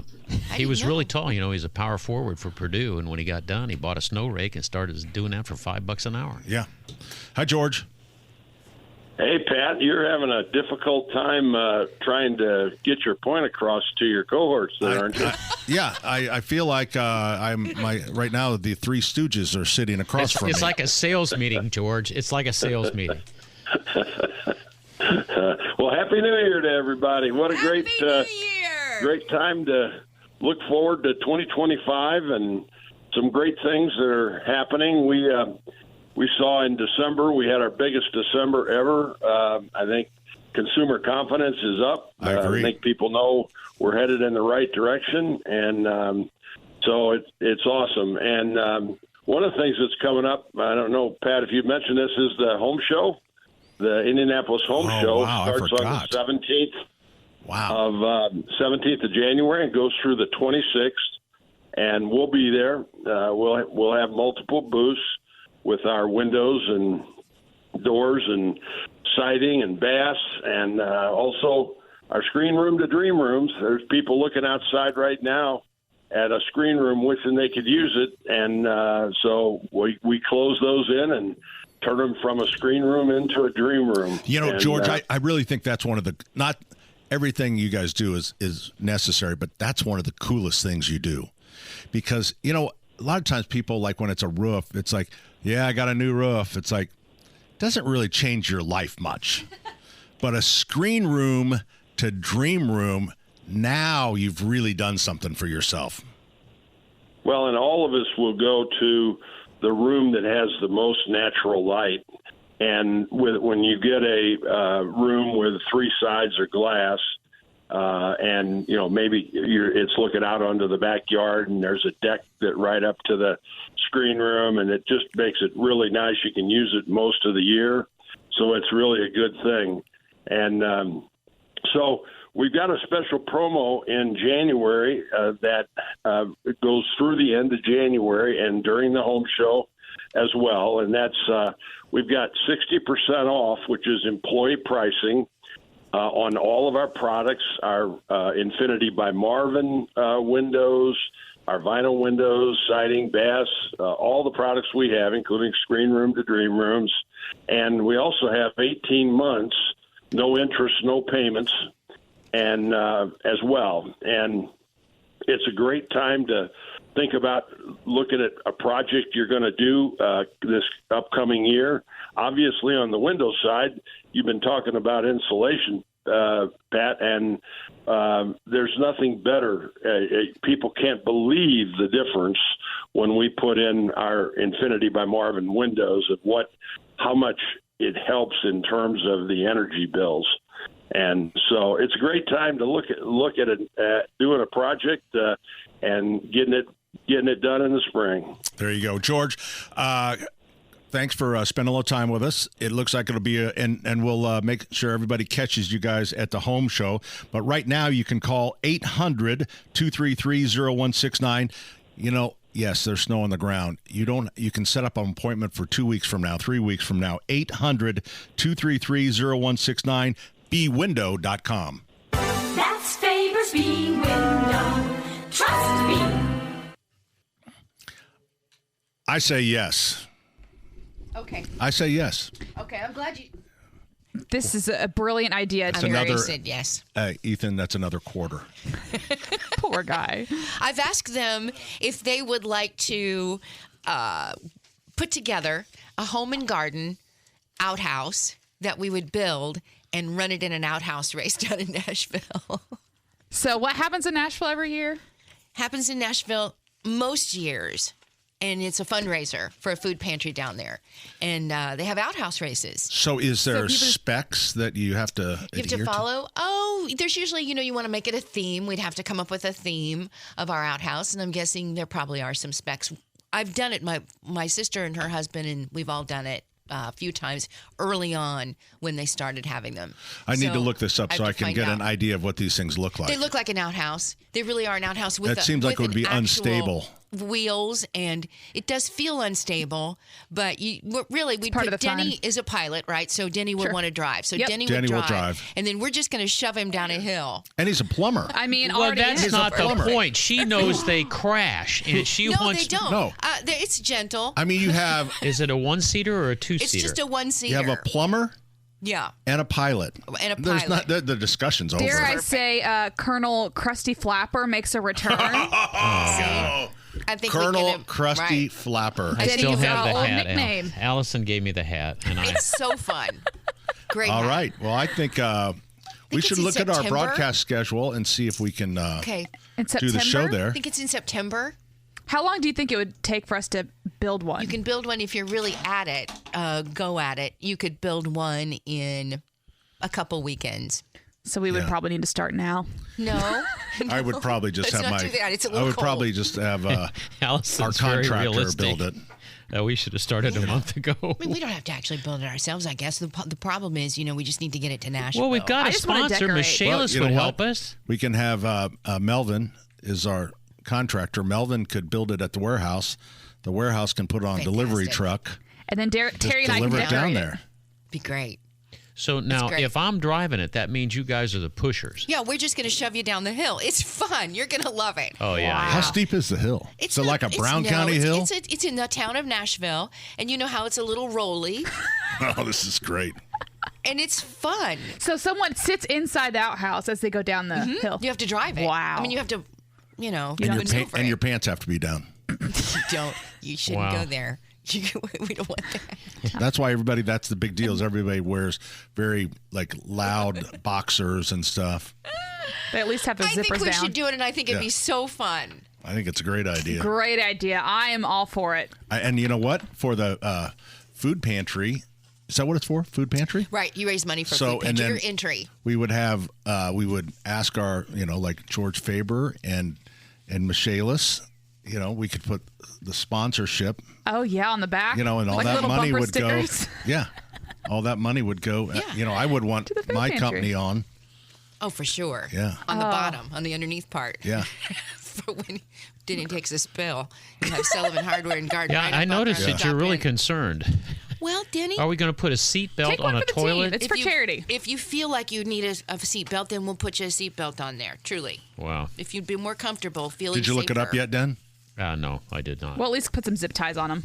Yeah. And that matter of fact, Zip tie. there'll be no fasteners because fasteners add weight. We right? need an ejection Right. So seat. like a everything will jet, be put together with zip ties. That's a great idea. I think Yeah. we're onto something, guys. Yep. I think so too. I'll get the entry blank. I'll get the entry form. Denny acts like he's upset. He's the one that brought up like the Denny will be the superstar if 1700 we win. if Portugal. they win. What? If we What win. was that Portugal disaster? 1755. It was the great earthquake of Lisbon, Portugal. I'm just saying that there's lots of disasters that change the history of the world, and I would rather imagine this is going to change L.A. in a big way. That's the point I was trying to make. So that gives me an opportunity to bring up the great molasses flood of Oh, no, see, I thought you were going to be talking about the Great Ice Dam disaster. 1917. The great. The Great Molasses Flood? Yes. Did you get this from Hammer and Nigel's script yesterday? No, this is something I was aware of. And it was in yeah. Boston, the east end of Boston, and a 50-foot tall molasses tank Terry, this is a true Opened story. up. Believe it or not, this is a true story. And a couple people died, right? 21 people died, 150 people injured. And you would think, it's like, how the hell do you not get away out of the way of a molasses? Well, It was the molasses spill went 35 miles an hour. The best any molasses has ever done. It was a Wow. sticky situation for 35 sure. miles See an that, but hour. 35 miles an hour. in 1919. Yep. No, 1919. Okay. Wow. Well, right there. Right in Boston. Where was it? Boston. Boston. I thought you said Bluffton. She's using So- her best Boston accent. Yeah, that's the best I can Boston. do. So, Tara, when we And come you're back, you're going to give us what's new at the electronics show. Oh, boy, this will be fun. It will be fun. What are you doing? Oh, he's making a phone. He's, He's we gonna got to talk to call you, Michaelis call first. you. I know. I was leading up. See, I was saying, Terry, when we come back, that was my lead in, and then I was going to introduce Richard. You're making Ethan nervous. He's on edge because you put him on some kind of. Yeah. I don't have any Double more secret quarters, probation. Pat. He's out of quarters. Wait till Richard gets So on here. when we come back, Terry will be talking about what's new at the electronics show. Joining us now is Richard Michaelis from the Michaelis Corporation. Hey, Richard. Morning, Pat. Morning, everyone. How Hey, we buddy. doing? Morning. So let's just say Michaelis was in business in 1917 in Boston. Is that something that you could have repaired the damage to, a molasses spill? I would have tried. I don't know how I'd go about it, but I probably would. I would have certainly tried. That's one of the craziest stories ever. I didn't know It is molasses crazy. could move 35 miles an hour. What? Yes. 35 miles an hour. It's the fastest molasses has ever been clocked. Sorry, Richard. He is on a tear today. True story. Yeah, I was shocked. I thought molasses was more like 22 miles per hour. I know. It'd be Good play. I like this guy. He knows you're. Oh boy. All right, so Richard, we have a lot of snow on the ground. We were talking about ice damming earlier, but I suspect that people, when the big melt-off comes, we're going to have a lot of people with water in the basement. Yeah, so we've had a lot of that already, but ice damming is occurring now, and just in the last probably 48 hours. Oh, really? Okay. We're starting to receive calls, so it's a real problem, and I learned the hard way, years ago, that trying to help clients, and they were, begging me, get on the roof and try to take the snow off. That's one, it's dangerous to do that, Yes. and two, it damages the roof. So it's a challenge to deal with. But probably, the easiest way around it, in my opinion, is when that water's coming in and you really can't do much more than relieve the water, just poke a hole in the ceiling and put a bucket underneath it and try to, relieve that water from the attic area. So that it doesn't expand to other places. Yeah, and just deal with the fact that my roof's got ice and snow on it, and it may be this way for a few days until the fall, or until there's steam machines out there, and there's different ways to get up there, like you were talking about earlier, you and Denny, with maybe salt and things like that, rakes, things like that. But basically, try to protect the interior. You're going to create a little bit of damage to save a lot more damage by poking that hole in the ceiling and letting it drain. Yeah. So, so I think it's one of those things. When you have it, right? So there's not a whole lot. Exactly. And it doesn't mean that your house doesn't have enough insulation, but it could mean something as simple as your gutters are clogged and weren't flowing to begin with. So it'll create a lot of havoc. But we have been busy with a lot of the snow-related, cold-related activity, but I don't think we're seeing frozen pipes fall enough that, we're seeing that type of water damage. Yeah. So, Richard, I don't want to tell you how to run your business, but, people do want to see action, right? So, absolutely. In conjunction with, the bucket and popping the hole, what if your technicians were out throwing salt hockey pucks up onto the roof? I mean, I think your clients would go, "Wow, this is really this is a great." Look at the guy who thinks he's Nolan Ryan. He's hit the side of the house 4 times. Well, I was thinking maybe send the guys to the ridge and just let them slide them down the roof from the top. Okay. Oh, now we're talking. Now that's dangerous. What are you talking about? I'm teasing them. I know. Well, so no, it's a real problem, and again, you've got your customer, your client that's losing their mind because water's coming inside, and they want action, like you said, but. You don't want somebody up there poking holes in your roof, and then at the end of it, you find out, one, you've got all this repair work to do to the roof, and two, you might have an insurance company that's a little prejudiced about paying for it because they're going to say that, a contractor went up there and damaged the roof. It wasn't an act of God or named peril. Yeah, I think you're really kind of making my point. So really, the only thing to do is to throw the hockey pucks up there. He just doesn't give up. Are you selling? He's like a snapping turtle. I mean, you got to do something. I mean, you can't just. Right. You could send out Joe Polizzi for hugs. Joe would do that. He would do it. Joe is awesome. I think I could have hugged Joe the morning of our fire. I mean, he just is like amazing. He's got that coach thing because he's football coach at UIndy for years. And you can just see him bringing the team in. So it's either two things.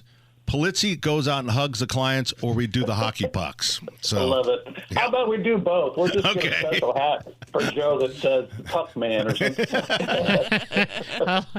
Why? And he had that positive speech that his coaching background brings. It's all good. It is we're good. 10-0. We're not 0-10. Let's go. I just wanted to charge in the house and Right. Yeah. Richard, I hope you have a great weekend. And I know I was giving out the number earlier because I said, hey, everybody, you don't know when this is going to happen, when the snow starts to melt. So we're here to help. There you go. We will help. Yep. Richard Michaelis, the number 844-FIX-INDY. That's 844-FIX-INDY. Water, storms, fire, ice dams, wet basements. Hey, Sasha. Hello. So, I just got back from Fort Myers. Yes. And so, I'm trying to fit into kind of, I'm 64, trying to get into the retirement thing, but it can be a little sleepy. Yeah. So it was a little cold down there. So I was doing we have a condo. So, we've had a shade for this big door because there's a condo straight across from us, that can see right in, if I'm standing in my underwear. So yeah, I put the shade. So I'm just doing some home improvement stuff. So then I start cleaning, and we got a new mattress. So I had this, it was kind of pillow topper thing. Mm-hmm. So it was, with a condo, you don't have any room, and the hurricane wiped out all the storage. So I thought, well, I'm just going to roll it. So I just rolled it up. And I realized it kind of looked like, I had murdered somebody. Oh, okay. And so I'm carrying it on my shoulder. And I thought, instead of going right to the dumpster, I started kind of walking around and just mumbling it to myself. She ain't going to sass me no more. Oh, okay. So you really played it up instead of trying to minimize it. Because it's kind of a little slow and sleepy down there. I thought, I get people talking a little bit. And I just kind of walked around with my, over my, she ain't going to do it. So finally got to the dumpster and threw it in. I did take a picture of it. Okay. Just in case I got in trouble. Yeah. And did this result in anything? Well, I think it got some of the people talking. A couple, I saw one guy woke up. Oh, okay. He had kind of slipped in the chair and was kind of sleeping head down. So yeah, I mean, I guess that's the bare minimum. Is got that a little, it literally made someone wake up. Got a little excitement. Yeah. Yeah. Because the only other exciting thing was the Fort Myers Beach finally, they finally forced. It was not a Sheraton. What was it? It used to be a Holiday Inn, Wyndham. Yeah. They just have never torn their building down. I mean, it is just like the hurricane from 2 years ago. I mean, curtains, beds, everything laying everywhere. And so the other excitement was they did start tearing that down. Yeah. So that'll keep everybody busy for about a week. Yeah. Until my mom lives in a retirement community in Florida, and it's interesting going to visit because I feel like there are like two sides. It's like one group just really enjoys like the activities and, being outside and doing whatever. And then the other group is like the world's most controlling HOA on steroids. Oh. Because like I like one day I was there and I was wearing like my swimsuit top, and it's like a long shirt. Yeah. It just showed my shoulders, and this guy was like going by on his golf cart, and he like screamed at me for showing my shoulders. You're kidding me. No. And I was like, oh, okay. I didn't. Really? That's part of the HOA thing? No, it's not like he feels like he really, needed to hold down that fort. And I was like, good sir, I apologize that my shoulders were so offensive to you. Oh, man. Well, that's what happened. So that's why I tried to carry around a dead body to kind of right. That would definitely spice up things in my mom's neighborhood. Yeah, absolutely. All right, Sasha, we'll check in with you. Thank you very much. Thank you.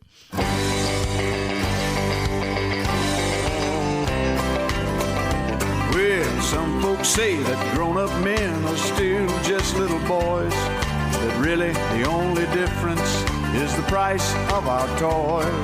We go for macho symbols like guns and running shoes, pickup trucks, hunting ducks, and power tools. Power tools. Power tools. Power tools. Hey, good morning. Oh, I was going to say hour number 4. This is hour number 3 of Saturday's Home and Garden program. Halfway through. Yeah. Only halfway Glad you through. girls could join us. Thank you. We were letting you do your crosstalk. Right. That's a segment. Okay, so what was I talking about? I think about movies. You were talking about movies and Easter. They were talking about Sasha's shoulders. Denny, don't be weird. No, that's exactly what he was doing. You're talking about Florida. Well, we were on the phone trying to get a sponsor for you guys. That's really what's happening. And now you feel embarrassed. No, and I'm not at all. embarrassed for you. So I was trying to get people going in our condo, a little bit, kind of create a little excitement, because the only excitement we had was they were starting to tear down the Wyndham that has been sitting there since the hurricane. Still there? Yeah. I mean, mattresses, everything. Oh, my gosh. And so finally the city gave them 15 days. And they did, when we left, they had started. So that was kind of going on. But I was doing a little home improvement because it was a little chilly. And I you know what, the pillow topper, we had gotten a new mattress. So I had the pillow top, and I wanted to get it out because we don't have much space because there's no storage any longer because hurricane wiped it out down in the basement. Not at the basement, but lower floor. So I rolled it up and strapped it, and I realized it looked like I was carrying out a dead body. Oh. Wow. So I just kind of walked around. Well, that might be normal in Florida. But I took a picture. This is the dumpster. See? Oh, see my it? gosh. Look at that. Oh, wow. It does It is look rolled like, up and tied up with a rope. Like you got a good-sized man in there. Yeah. I know. I was just mumbling. I just walked around like by the fence over by the pool. There was a couple people sitting out going, "She ain't gonna sass me no more." What I said Wringing was, your hands a "Let little me bit. out, Pat. Let me out. I just kidding. Let me out, Pat." That's all So that's what you were talking to Sasha about? So I was And that talking to led to Sasha shoulders? about.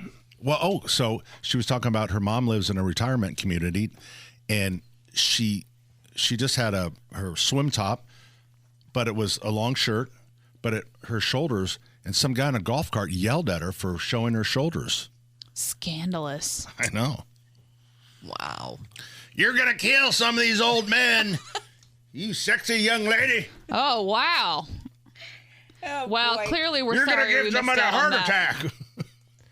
We were really checking on Craft Corner, too, by the way, which is coming up at 11:30. It was a major fail this morning. No. At 9 o'clock, it was a fail, and I'm hoping when I go to the freezer to open it up that it will be a miraculous, I feel like you've been starting fantastic craft. I feel like you started the last 5 Craft Corner teases with, so this has been a fail. Well, It's not. Well, tell me about last week because I did go. I didn't watch the whole thing, but I did read some of the comments. And Spaghetti art. It was National Spaghetti Day. okay, well, I'm not sure that was that well received. I will say, rough start to the new year. However, Okay, all right. we can Today's a only new go day. up. And I do think today's craft is cute. I do think so. It's cute. It could have been, but stay tuned. It will be. Stay tuned. So, anyways, as we promised our listeners, Yes. To talk about the big electronics show, which always is it in Vegas? It's in Vegas, just wrapping up. Just wrapping up. And so there's always a lot of excitement. And weird stuff. And I always like to see the weird stuff that's being shown. We'll start with the EcoFlow Power Hat. This is for all of you that are gardeners and those of you that love wearing a big hat. This looks like a sun hat, as you can imagine, with a nice brim. Yep. But what it really is solar charging all the time, so you can always have that capability of having electronics with you as you walk, and then you're always charged whether you're going to the beach or you're going out to work. So it's not. I thought it was. good. You said flow. I thought maybe it had a. It's like it was, a charger okay. on your head. I thought it was running a fan Yeah, or something. I thought it was running water. No, Yeah. it's a charger. Okay. It's a hat that's a charger. A charger. So everything that's around you and on you is being charged from the hat. Oh. Wow. So your cell phone won't go dead. $129. But do you have to plug? Don't you have to? You'd have to plug your hat. Your. It's like a Next.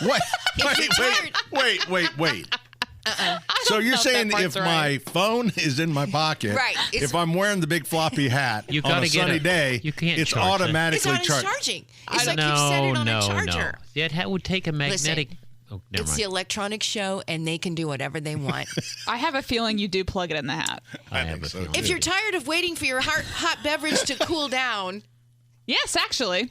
the Japanese startup company Kuke Engineering has the solution, a $25, I love this, Ice cube. mug charging mud weight. A $25 mug clinging robot that cools it for you. It looks like a cat, and it sits on the edge of your mug, and then it blows the hot beverage. What? It blows the hot beverage down, and it's got all kinds of, are you trying to see, Allison? Yeah. I'm sorry, what No, are you you're looking good. for? What's it called? It's called this. It's got several algorithmically. Al Gore.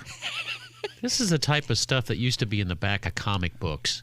When you got a haircut. It has these different blowing modes. Oh, okay. I'll just explain it. Blowing modes to mimic the different ways a human might blow on a drink to cool it. Oh, this is cute. Like, It's a little cat.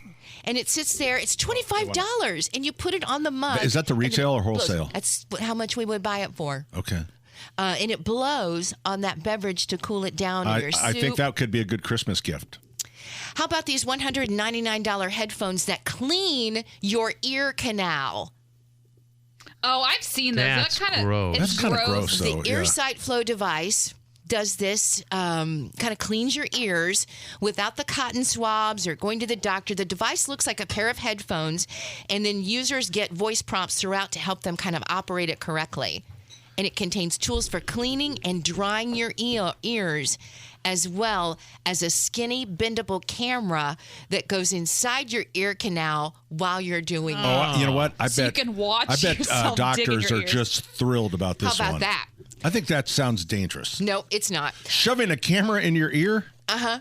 Well, better no, than a it's not going to Q-tip, go I all the guess. way down. It's probably just going to go right to the, where as far as it can. Pretty soon, how much they're is gonna be that? doing do-it-yourself. That's colonoscopies. $199. I don't think you explained it very well. I don't understand how They're it's headphones, cleaning. Oh, headphones. and then in the center of each ear of the headphone, it's shooting water into your ear. Okay, you didn't Where's mention that. Where's the discharge that's water I'm go? assuming that's how it goes. Where's the discharge Well, water then go? it probably vacuums after it's over. It probably sucks out that liquid after it's over. I like how she keeps saying probably. Probably. You did a lot of research if I were here. inventing it. There's a new robot that actually looks like the robots, that are on the floor right now, that are cleaning and Yeah, you don't have like to the do anything. Roomba. Like the Roomba. But this one has 2 arms on each side that will pick up things in its way. Like if there's a sock in front of it, it'll pick up the sock. Wow. And it'll throw it. And or it'll put it on its little head. You don't know, do you? Terry, have you been kicked off social You don't media know. and you're not allowed to? I'm engage? saying I've only seen brief minutes of what it's doing, but it's picking up a sock in front of it, and then it's putting it on its head, or it's putting it to the side, whatever you actually When it throws want it away, to does do. it say "Wee Biz Bag"? I love it. I think it's great. Now, the Leafy Pod, this is an AI-powered planter that gives your plants an actual a voice via a mobile app. So they can say to you, I need more water, I need some sunlight, and other things in order to stay healthy. It will know. That is so creepy. The Aero Cat Tower. This is a combination cat perch and air purifier. Wait, can't we go back to the plants again? I'm still grossed out about the ear Leafy thing. Pod? Yeah, so is it something you shove in it's taking Goes in the measurement from planter. the soil? Right, it's going in the soil. It's sitting right in your little And then it has planter. some sort of... Or wait a minute. So it's an just a actual, moisture detector. I'm completely wrong. Okay. Uh-oh. I've never heard a woman It's an say actual that. planter. It's a planter. It's an AI planter. So it looks like a planter, but it's got all the AI technology in it that will be able to give your plants a voice. And this is for house plants. House plants. So how many different size pots are there? Don't know about that part. It's And all is there- new. you know, It's all tech. Pots are very, it's kind of a stylish market. So style you is mean everything. pretty. They should look pretty. The one I saw was very pretty. It just looked like a white ceramic flower pot. Okay. The Aero That's not Cat actually, Tower. I'm going to give that, that's interesting because it could be, people struggle with houseplants, which is great because they come buy new ones. Yeah. But I guess if you have an app on your phone and you check in on it every day and it might say, now. maybe it just sends you a text. Maybe it does send you a text. Yeah. Oh. Maybe futuristic text. Did you want to say something, Allison? I was looking at the list as well, and I found. Did you see the Smart Garden? Yes, the Smart Garden. Yes, we have the Smart Garden. Do you want to tell everybody about Smart Garden? Oh, I just saw it. Do you have it in front of you? I don't have it in front of me, Okay. but I saw it wasn't good. I didn't think it was a great one to talk about. It didn't Well, make the it top. kind of looks like what you would call like a terrarium. You'd put like plants in, but they use it can grow up to 15 plants using fogponics, which is a combination of fog and nutrients, and is self-cleaning and self-watering. And of course, there's an app. It's only $500. $500. Well, It those are looks gonna like a fly it off looks the like a shelf. spare tire. Kind of does. But you know what I'm talking about? Those terrariums where you just Yeah. put plants in, Yeah. like a little, I guess greenhouses. They you always call it, terrariums already contain a lot of moisture, right? Yeah. So this really it's kind of already doing that with It's already doing that. terrarium. And also at some point you're taking away what is supposed to be considered a hobby of taking care and Well, that's growing really stuff what and, a lot of this AI stuff is. I saw someone say a really smart person, which I can't remember their name, said that AI should be used to help with things to give us more time to do our hobbies, not them to do our hobbies for us. Right. Which that's a really smart way of thinking about it. It is, but boy, it is going like it's crazy. It's a lot of wild things. Everything. This particular Aero Cat Tower, for all of us cat lovers, this is a cat perch and an air purifier. That's cool. And so your cat sits on the tower, and then the fan gently siphons the fur away from the cat. Honestly, that might help too with allergies and stuff, I wonder. I can't wait for Craft Corner. I can feel it coming. The tower fast. has a sensor, and it can detect the pet's weight and shuts off at the top fan and sends it finding directly to the headquarters to let you know what's going on. Here's the one that is really cool. This one is for good. This is if it. I may. This is the one. This is for Best those for of you. last. This is just smart and should have been here a long time ago. It's the WeWalk Smart Cane 2. This is for those that are visually impaired. You know, you see the canes that they have, but this particular high-tech version of that cane for people that need assistance when they're moving and being mobile. Mm-hmm. This has a new voice assistant that's powered by GPT, and so users can speak directly to the cane to get navigation, guidance, on-demand information, public transportation options, and menu items, and so that leaves them able to not be holding a phone and a cane. Okay. It all goes through the that's cane. great. The cane has lights on it so people can see in the dark as they're crossing. And it has turn-by-turn navigation telling you turn left, turn right as you put that stuff in there. Wow. And it's just, Have you heard that? that's pretty cool. AI Have you heard at the the prompts? best. I said turn right. Are you blind? You see? Those things are really important. It went right over your head, didn't it, Pat? No, it didn't really. Not really. Right to my stomach. Oh. Which right now is feeling a little sick. It's time for a break. And I'm trying to think, how do Don't we forget back about out of this one? the full body health screening mirror. You stand in front of it, it tells you everything that's wrong. Oh, great. That's just what I need. That's just... Yeah. A mirror to echo what I don't want to hear about. So Denny was just kidding. That's kind of a little funny joke. That's not. Well, you know what? I think we just need to break here, and we're coming right back with more 93 WIBC. Hey, Pat Sullivan here for Swainco. Swainco is another. I mean, they've done so much work for us in our crawl spaces. If you haven't been down in the crawl space, and who wants to go down in the crawl space, at least have Swainco scheduled for them to come out and check out your crawl space. I hadn't been in mine in years, so I had them come out. It had already been encapsulated, which is conditioning that space like any other part of the home. So what they did, since it was already encapsulated, they just went down and checked everything. They did find out that the whole house dehumidifier had kind of failed. They put a new one in for me. And then kind of looked around, make sure raccoons weren't playing poker, make sure there's no standing water, and it just makes you feel a lot better. But if you haven't had your crawl space encapsulated, now is a great time for 2025. Everybody's feeling good about things. So have Swainco come out. Their number is 407-1868. That's 317-407-1868. Again, they've done 4 different projects for us, and one of them was really tough. It was that yellow house at our Keystone location. Really, really difficult with hardly any crawl space, but it really changed the environment in that gift shop. It's hard to keep track of all the health information that comes your way, but you still want to make the right decisions. Here's an easy one. Get tested for hepatitis C. It's a leading cause of liver cancer and often has no symptoms. People born from 1945 to 1965 are 5 times more likely to have hepatitis C. The good news is that now it can be cured. Talk with your doctor about getting a blood test for hepatitis C. Know for sure. A message from the CDC. Hey, Pat Sullivan here for Sullivan Hardware and Garden, Allisonville Home and Garden by Sullivan and Fishers. This weekend is it for Christmas. If you're after a artificial tree at the, I know we're selling off the floor models. I got an 8-foot garland, LED lights for 50 or 60% off. I love that. I got some exciting news for you. Uh-oh. It's 9 foot. Oh, God. You're welcome. Okay. So anyways, the floor models are on sale at 65% off or something like that. So, but we still have lots of trees in boxes. Not Obviously, a great selection. But if you want a great deal, and then same thing with the Christmas at the Yellow House and at Allisonville, the ornaments, all of that is how much? 60% off? It's a lot. 60? I don't know. Sounds good to me. At It's least a lot. 60. But it's today, Could be it's more. tomorrow, and then Monday we start packing it up and start bringing in the patio furniture. So we've got that. Out at Allisonville, they have a very fun thing they do. It's called the Sauce Off, and it's kind of a play on the big game, the big football game, professional football game, because we're not allowed to say Super Bowl, right?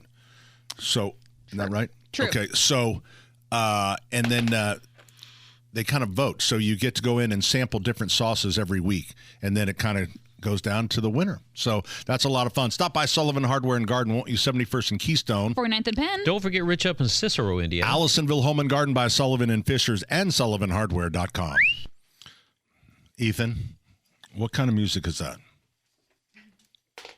That would be Gym Class Heroes. I believe that would fall in the category of probably pop. Yes, pop rap. That's pop? Yeah. Yep.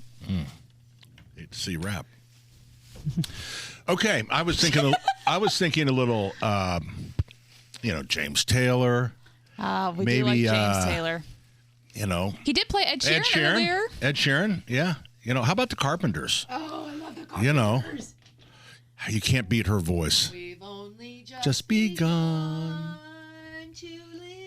Is her mic on, or is it just her? I think Ethan's purposely leaving it off on this thank one. you, Ethan. Good choice. Yeah. So there's a lot of, if you want to dig into, how about a little Frank? There you go. Oh. There you go. Yeah, this was kind of depressing. Out of all the ones he picked. Nice job, Ethan. This was Ethan just can't win today. You guys are killing me today. Are you fucking for a raise or That something? was their top song on Spotify. What? So that right there. Oh, it was. Oh, yeah. That's true. Yep. Okay. So we're gonna go. We got to get out of here quick because Craft Corner's coming up next, And it might melt. and it might. Okay, it That's a might good melt. So tease. that's important. Speaking of melting, with the what I think what's going to happen is we're going to start to see a lot of ice build up on the walks and drive because once the snow, you get some cold weather, it freezes, and all of a sudden you have ice. So you really have to be careful and get down some ice melt. But then people are always really concerned about what type of product they're using. Luckily, the temperatures, they've been really cold. What's the forecast? I haven't seen. It's supposed to warm up, and then it's supposed to go right back to the cellar, almost zero. Which will get some of the, that's where you get some of the ice. Right. And you have to really be careful because I'm telling you, these falls, can really do some damage. So ice melt, if you're worried, I guess what I'm saying is I would worry about yourself and your family more than the concrete. You can always fix the concrete, but just being careful. Don't overuse it. Don't throw it in clumps. Rock salt is the bottom of the barrel as far as the damage. It's the cheapest, but if something's going to hurt the concrete, it's going to be 100% rock salt. Probably there's a Safe Step makes one, and everybody that will make a similar one that has magnesium chloride, potassium chloride, and then there is some sodium chloride in it. And it's safer for pets, it's safer for concrete, it's safer for people. So, but you have to spend a little more money for it. But just don't overuse it. And when the snow does melt, get it swept up. If somebody has dropped a bunch of piles of it, sweep it up, get it off the concrete. So, but you got to get something down. Pet Safe product is really good, but just remember it doesn't work as well at colder temperatures. And it doesn't melt as quick, but it's for your pet. So, Yeah. But the problem with rock salt can literally just hurt the paws of animals. So there you go. There's my tip. And then if you're shoveling snow, just be careful. Don't go crazy. Yes, seriously. I mean, it's like there's so many heart attacks happen. And there's nothing wrong with sand, too. I mean, you could throw down some sand. Yeah. Fertilizer works, high nitrogen fertilizer will help on new concrete, stuff like that. But and I would suggest if you can find it, shovels I think are a little hard to find right now. I think all of our stores are out maybe, but a pusher versus a snow shovel. A pusher being that you're just, instead of lifting the shovel, you're just pushing it. You're pushing it off to the side. Yeah, and if you don't do it when no one else is home. So if you live alone, just make sure you call a friend and let them know, and then call them when you're done. Yeah. Just because it's and take your things time. can happen. Take your time. Do a little bit. Go and rest. So no hurry here. Where are we going? All right, we're going to come right back. Craft Corner is coming up next. 93 WIBC.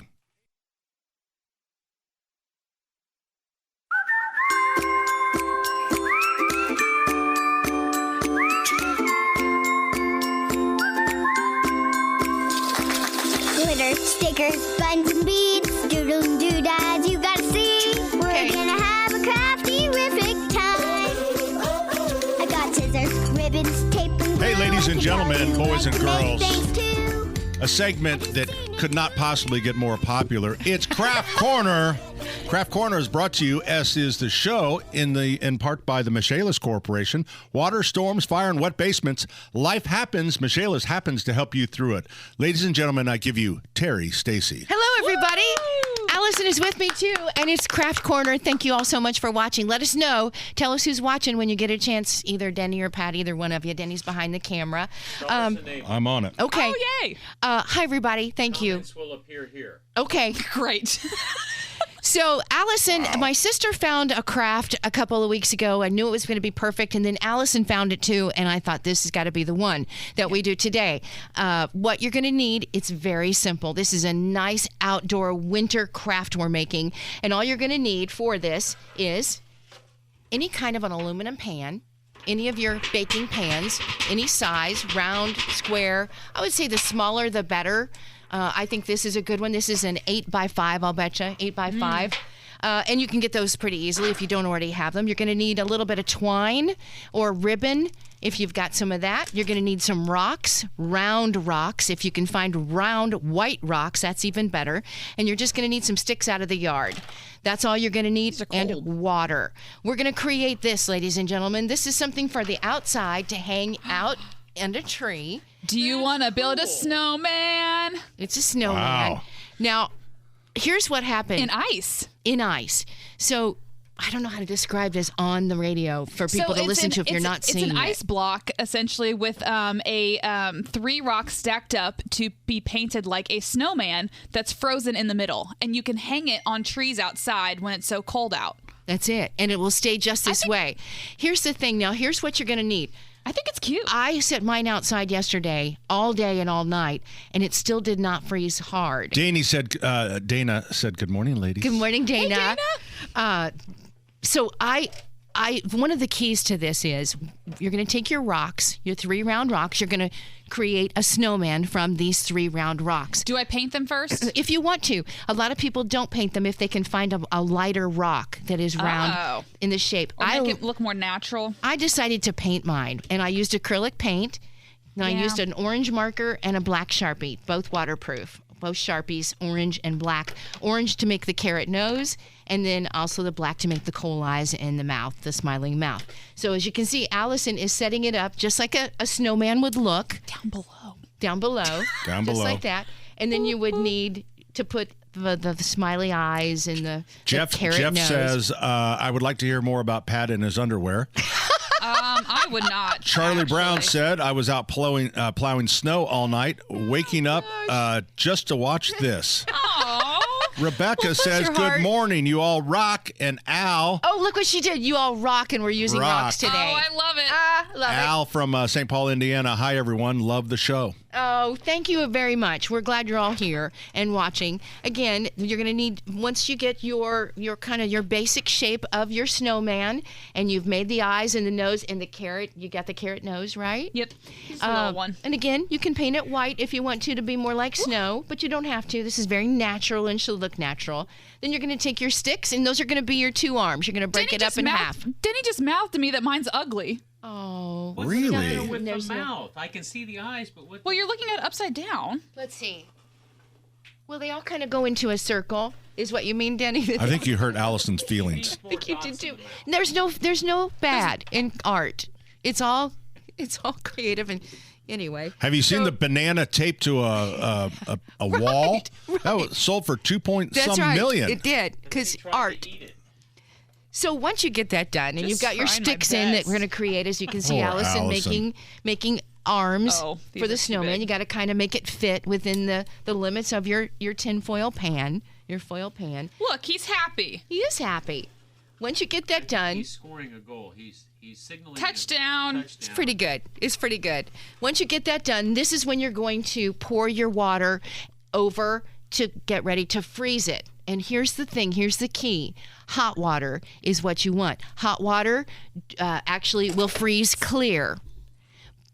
Cold water will freeze cloudy. Really? Uh-huh. So Why if you is want that? nice, crisp, clear ice cubes, you can always use hot water, and that will make a clear ice cube. So that's what we're going to use for this art is a hot water. Wow. What I did was it wasn't ready this morning, and that's why I told you earlier I failed. It wasn't quite done yet, and so I messed around with it, and then I put it back in the put it in the freezer rather than leaving it outside. I will say though, we put it in the freezer for just a couple hours and it already got solid again. Yeah. So I think we're good. We're good, except it's just not clear like I hoped it would look. But maybe you can see through it. It's getting through. You can see a little bit. If that when I had it originally frozen, it was clear. So before you even, I think it's cute. Once you get the water in there, go ahead and lay your ribbon at the top, and then that will freeze in the water. And that's how you get your actual twine I feel like I'm drowning or whatever him. it is. It's a little sad to look It's a little at. sad to look at. But that's it. That's So then really all there is to you it. hang them outside and Hang them on the tree. Hang them on one of your trees or whatever you want to do. But they really are kind of pretty if you hang a bunch of them in your trees. And it's a fun project. I really thought this It was is a fun fun. craft. I think it's cute. I think Kids that can would be do a it. fun one for the kids. Yeah, everybody like can it. do it. I started thinking about they had smaller rocks that I could have bought that were white, and you've got to remember that whatever you're using has to be able to sink to the bottom. If anything's too light, it won't sink to the bottom and stay in that shape. But you could put bird food in here and just scatter it about. You could put all kinds of stuff in there and then freeze it and then just let it hang. Vanessa says, I love this idea. I love this. Robin says, how cute. And Rebecca says, good morning. You all rock. I already read that one, I think. I still like it. I still like it too. Yeah. Thank Okay, you. great. Thank you all very much. This Hey, is Terry. it. This is your craft. You're my rock. Oh, My God. wow. Craft corner. Wow. This could be Oh, your don't you sponsor. shake your head at What a us, Jenny. sappy way to Oh, finish come on. that. That was a nice way. All right. Kindness. Just, You go the- so far. I thought it was a little forced. Oh, stop it. We got to get out of here. We're coming right back with more Good Craft Corner 93 WIBC.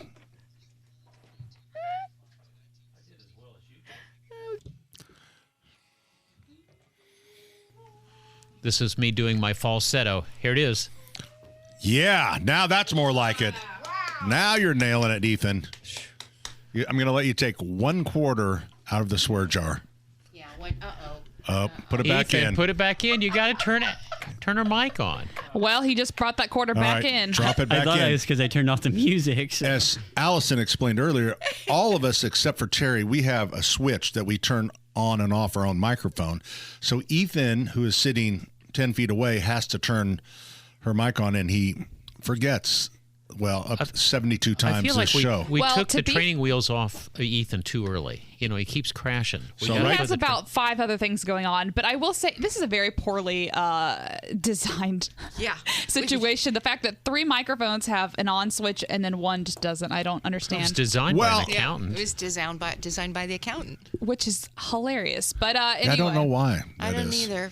I don't know. So Somebody wanted control over certain mics. So when you were working with Pidge, did you sit in the very first, like where Allison's sitting? Yeah, but we sat downstairs for a lot of our Was it our not? years. Was it different downstairs? Did everything have a switch? Everything had a switch downstairs. We had a showcase studio on Monument Circle. I wish I could be down there with you guys. That would have been so fun. It was fun. And it's just an empty block room now. It's just well, crazy. one of them Well, we're is moving. Hank. Hank FM's still down there.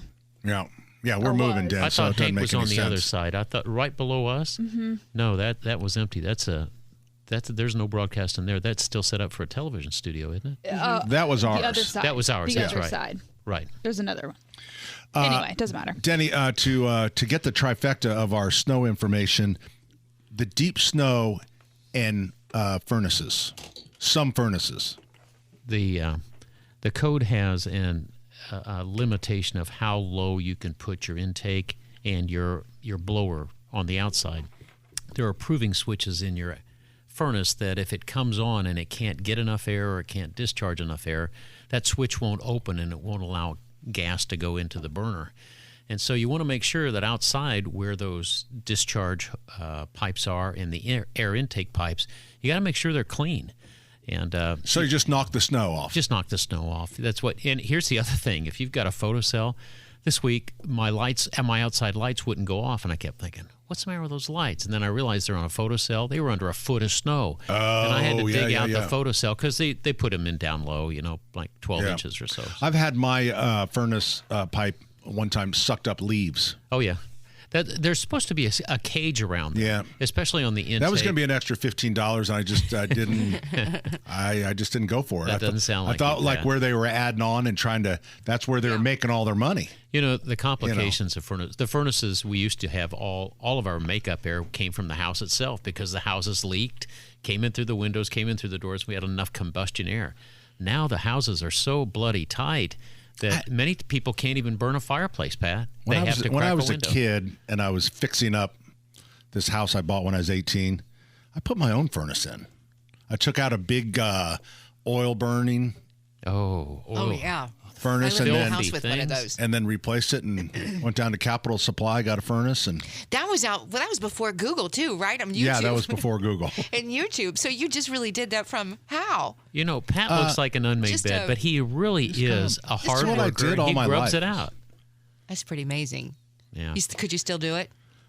No, probably not with. I mean, I could make the connections, but think of the generations we've had. Real quick before we go, we've had coal. Mm-hmm. We had oil. Tell us what it was like with the coal den. I have seen it. My grandfather used it, but then they changed it to oil. Yep. Then they went to gas with an in-shot burner, and then they converted all those out. And then we went to the 80% furnaces, which is what 90% of the houses have right now. Come a long way. But everything gets a little more complicated. Oh, my gosh. I remember. Flame rectification. I remember when you could work on a car. Yeah. I love when you use your voice that way. I don't. Throwback voice. Makes me a little scared. Yeah, whatever. All right, hour number 4 is coming up.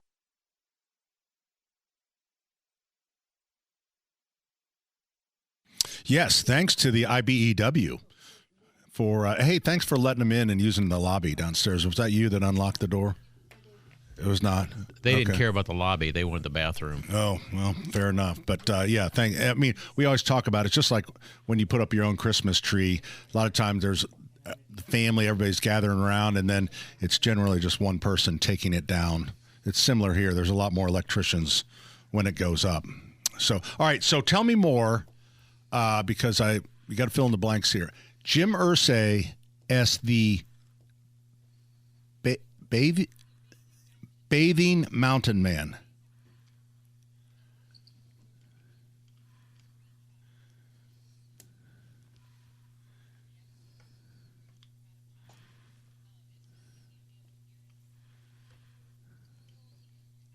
Does he have clothes on? Yeah, what exact? Okay. So he's in the creek in the bathing or walking in the river. Was he wearing the baby blue leisure suit? Okay. Okay.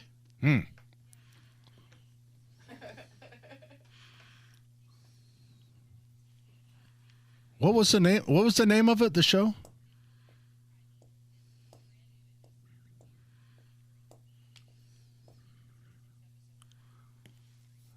Huh. Interesting. So far. It's just such a weird thing for, although Jim has varied tastes, and who knows, he might be the executive producer of it. You never know. Back to, like they're sitting around, they're doing a read through, right, of the script, and then someone goes, "You know what we need? We need a bathing mountain man It's like, who are we going to get? It's the guy that owns the Colts. Irsay. Yeah. That's how I fathom this all happened. He was busy at the condo. He was busy at yeah. He was busy at Sasha's mother's condo, yelling at women showing too much shoulder. Yeah, that's right. Good old. But that wasn't. You say that was not the official at your mom, switching gears to people that have no idea what we're talking about. At your mother's place in Florida, you got yelled at because you were showing shoulders. But it wasn't official. It wasn't you official. Weren't shimmying it was just or dancing a guy. or anything. It was just a guy on a bike.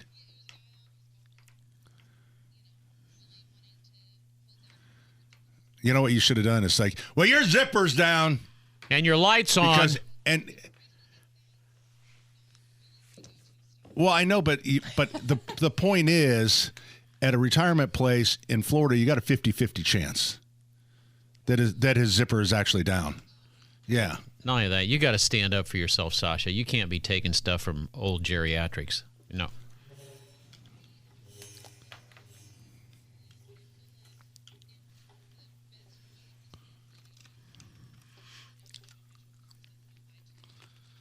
You should have mooned him.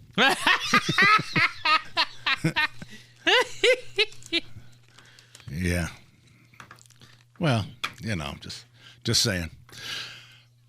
All right. Have a good. Do you have to work tomorrow? Okay.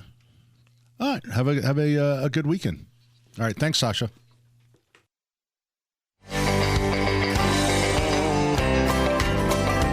Well, some folks say that grown-up men are still just little boys, that really the only difference is the price of our toys.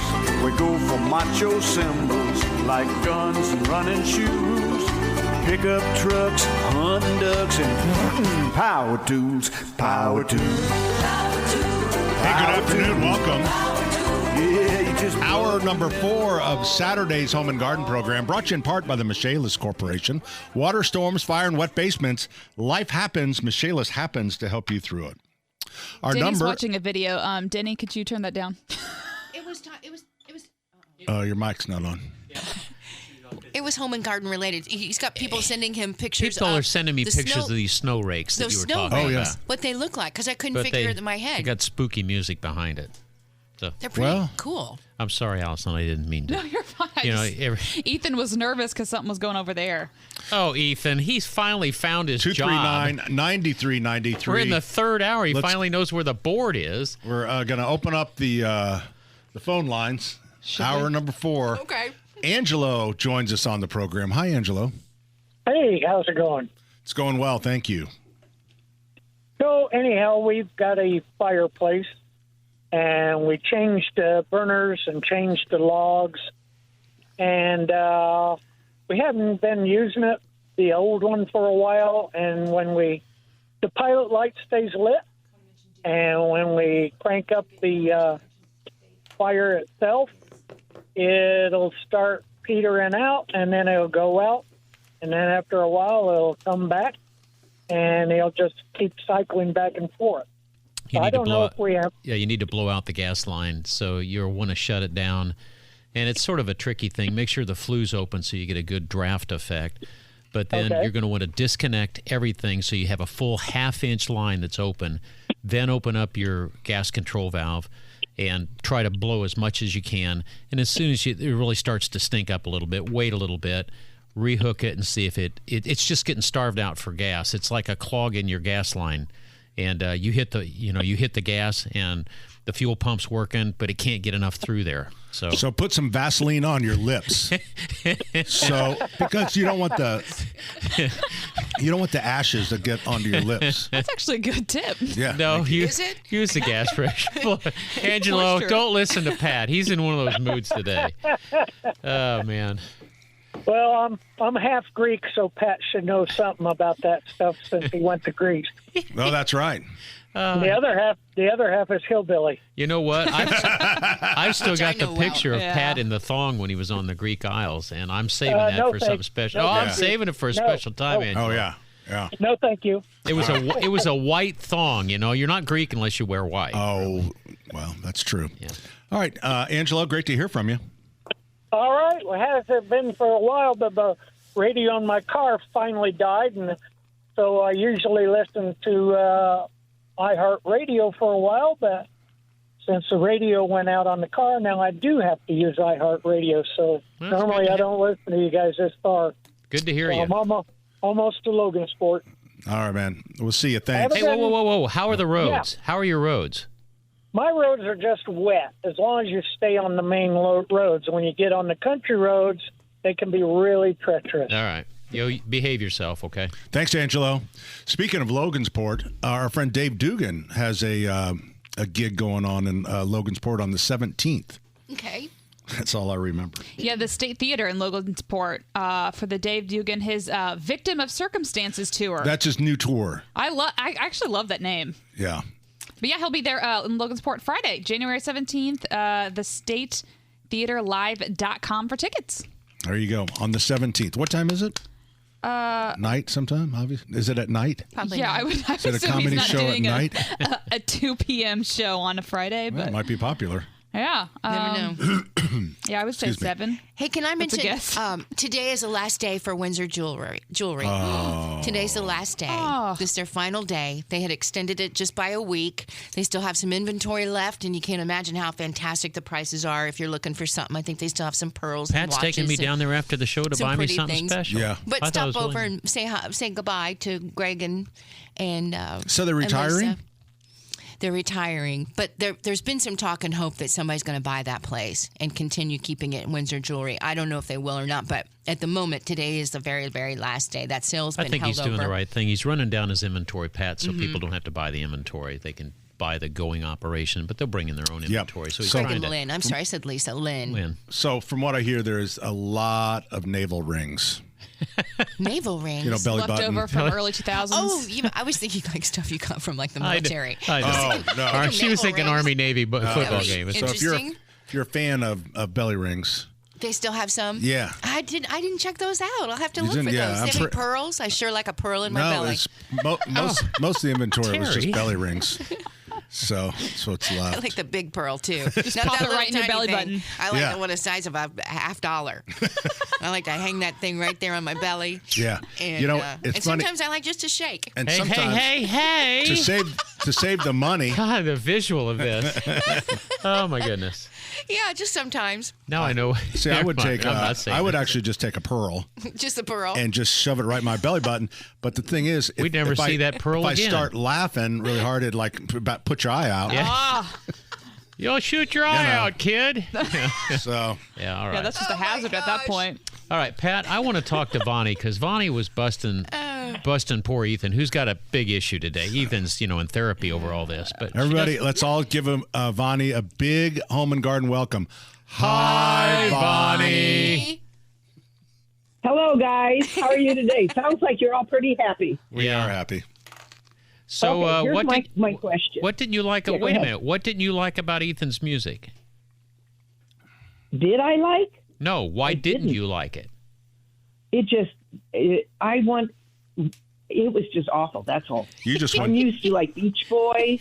I like Right. the Beatles. The Carpenters. I'm old. Carpenters. I want something in the morning that cheers me up, that I'm happy. So That's like right. not like You know? a love song I have or to anything. get my body out of bed. That's like you know? me. I think put another quarter in the dish there, son. No, he's No. he's getting into debt at this point. Look, well, there was one song last week. I don't know the name of it, but it was "I'm going to spend a lot of money on you," and I thought Pat would like that.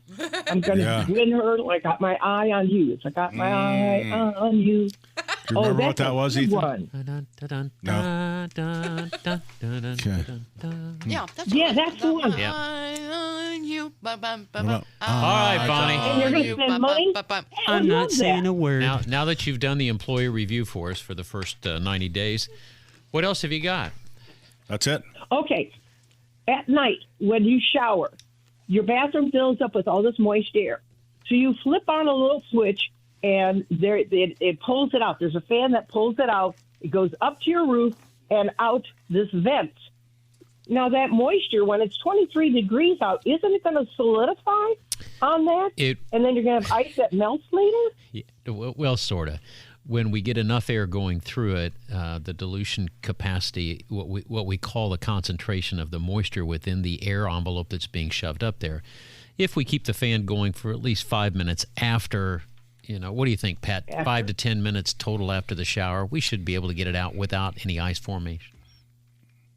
Pat? Yes, you're going to help me out there. I would say that's true, and I would also think occasionally the way a vent is run, the water can run back into and put a spot on the ceiling. So we always recommend insulating that 4-inch or 3-inch pipe, vent pipe, and that usually will stop that. Yeah, I think it's a silver pipe that is that's got good. insulation Instead of plastic. Yeah, just let it run a good long while. It's going to burn up a little bit of heat out of the bathroom, but don't worry about that. Let it run because you don't want the moisture coming down. Now, Vonnie, what I normally do, and actually our whole family, family of 7, is we just didn't shower during the winter. Yeah, try that. That's an excellent idea. Yes, yep. That's why you come here, for ideas. Nor wash your clothes because the dryer pulls a lot of heat out. Same thing. Or air. Yep. Yep. No, Sounds you're like not really sweating, so you're not really stinking. That's what I say. There you go. I actually I agree. have that tattooed right by my belly button. Right. I'm ready to fire a Right lead above the shot out of pearl. there. Yeah. Thanks, Vonnie. Coming right back. Maybe. 93 WIBC.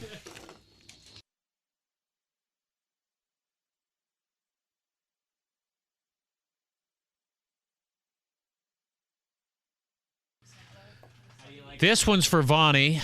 A little bit of Neil Diamond from back in the 70s. Chin out. Touching you, touching me. Big finish. Here you go, Pat. My mom told me don't touch me. Yeah, don't touch me. Nobody wants to touch you, Sasquatch. All right, There you Vonnie, go, that Vonnie. one was for you from the bottom of Ethan's heart. Saturday's Home and Garden program brought to you in part by the Michaelis Corporation. Water, storms, fire, and wet basements. Life happens. Michaelis happens to help you through it. All right, joining us. Hold on just a second. I don't want to give Ethan too hard of a day because he's really got some issues. Ethan, that's not how you spell plumbing, okay? Plumming. Come on, Ethan. You're just adding to the list. Actually, Ethan, you know what? Actually, there is no M's in it. You should just put 2 B's there. Plumbing. Yeah. You guys knew what he meant. Oh, yeah, I would never. Well, we've been talking slow for him all day. Oh. You guys do that every week. Terry joins us Wait on a the minute. program. I'm getting a text message from Heather, his fiance. She goes, Hi, let him Heather. have it. Hi, Terry. Hi, how are you? Thanks for taking my call. Well, thanks for I have calling. a question. I would like to plant some sunflowers in my yard. Just a common variety of sunflowers, the ones that are like 6 feet tall, as a screen for my grandchildren's fort. And I like you already, Terry. Cool. What type should I buy? Do I buy seed? Do I buy plants? No, you buy seeds. And go early because sunflowers go fast. There's a lot of different varieties, but what you're looking for is the height of the plant. The ones that we get in pots generally are the shorter versions of them because they're in pots. So retailers want to have this nice compact plant, and those probably are only 18 inches or so. So what you're looking for is the run them, and you just do it in a seed. And look for the ones that are 6, 8 foot tall. Do some staggered rows. So if you're planting them every 4 to 6 inches, That's a good idea. Then do them in staggered rows. So you'll have a pretty good screen for them. That's pretty cool, Grandma. I like that. Okay, so there's not a particular variety I should look for because read the back of the seed packet. I'd look at it. I mean, it's the faces of them. I mean, some of them obviously are real traditional yellow, and then there's the bronzy ones and stuff. So whatever you like. But and then the main thing is watching for the height. And then save those for Terry and Allison for Craft Corner. Oh, those I'll will be do fun. that. Yeah. My grandkids will probably eat them. Well, that sounds like a really fun project, Terry. Nice job. 239-9393. We have Dawn joining us on the program. Hi, Dawn. Hi. I think I have an insulation problem in my house because I was listening to your conversation about icicles on the roof. And I've had more insulation blown in last, 23, summer of 23. I didn't know what else I could do. I have an older home. I mean, it's, it was built, it's like 100 years old. Okay. Well, first of all, you got to remember icicles and roof dams are not always an insulation problem. Sometimes it's just some weird construction that it lends itself to ice damming. So if you've already had insulation put in, I don't think I would go down that road. But if you have ice damming in that spot over and over again, I think that's when, after this is all said and done, maybe in the spring, you put up a heat cable.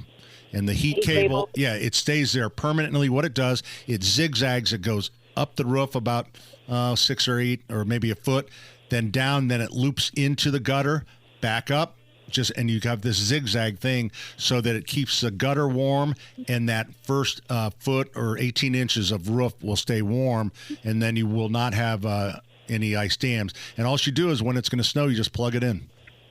Okay. Okay. All right. All right. Thanks, Dawn. All right. Thank you. Is that pretty expensive to have done, to put that heat? You can buy them in 50-footers, 100-footers. You can make your own, It sounds like too. an expensive project, is it? Well, it just depends whether you can do it yourself or not. I mean, it's really a handyman project. It's not a do-it-yourselfer. Oh, it is. If somebody can get up on a roof and you're comfortable on heights, I mean, maybe she just, if it's seconds, it doesn't matter whether it's first story is just easier because people are willing to. The hardest part is getting that little clip up the shingle tab. Yeah. You've got to. So that's why you want to do it when it's kind of warm. That's right, when it's really warm. Do you see them? Is it visible? Yeah, if you look, you'll see just a wire, a little zigzag of wire going up. But if your roof is black, you're not going to see it. No. It's not ugly. It's not ugly. No, I wouldn't say that. But it's a handyman. I think if most roofers are busy, they don't want to deal with it. I think it's kind of a handyman job. Okay. So good. Let's see. Up next with the plumbing question is Judy. Hi, Judy. Hi, good morning. Good morning. I have a question about my water faucets in the bathroom. There's a double sink, and then there's a half bath sink. And when I turn the water on, it comes out clear for a short time, and then it comes out discolored like weak tea, but then it clears up again. But then it can be cloudy, like there's a lot of air in the line, and that clears up. And I'm just wondering if I need to replace the lines to the sink or... Is it on the hot water side, the cold water side? That's what my son asked me, and I've tried it, and it comes out on both. On both, okay. Does it taste like sweet tea? I don't want to drink it. So, no, yeah. Unless you've got an iron problem, I wouldn't drink it. Well, I just had a new iron filter put on. It's beyond that. See, the iron filters are when it comes into the house. This is probably a deteriorating short piece of pipe. It's a 3/8-inch piece of pipe that comes from the wall and then comes out to a shutoff valve. And those break down over a period of time. How old is your home, Judy? The home is about 32 years old. There we go. That's about. I'm on the well. Yeah, they start. Well, it's probably not the well, but they start breaking down at about 25 years. So I would have a plumber at least come out. Now the dissolved oxygen, the cloudy water, if you filled a glass from your faucet and set it off to the side, you'll notice that the cloud starts to clear low, and little by little, all that dissolved oxygen or gaseous comes to the top and eventually, pops up and evaporates, goes away. Right. That's just a water pressure differentiation. That normally happens on the hot side, but not the cold side. The discoloration comes from both sides, but the white cloudy stuff only comes from the hot side. Okay, but it's not, the cloudy is nothing to be concerned about. about. I wouldn't worry about the cloudy. Just wait for it to go away. But the iron look or the dissolved tea stuff, I would have somebody look into that. Yeah, because it clears up right away. It's not like it's all the way back to the wall. There's a distance to run. I run like a Dixie cup full of water clear. Yeah. Then another one, it turns dark, and then it starts to clear Here's up. what you do. You tell your son, if you really loved me, you'd come over here and help me with this. That's how you do it, Judy. There you go. Judy, thanks for the call. I was kind of excited about the sweet tea coming out. She said, oh, my gosh. That'd be a dream for a lot of us. Great. Perfect. On tap. Coming right back with your calls, 239-9393.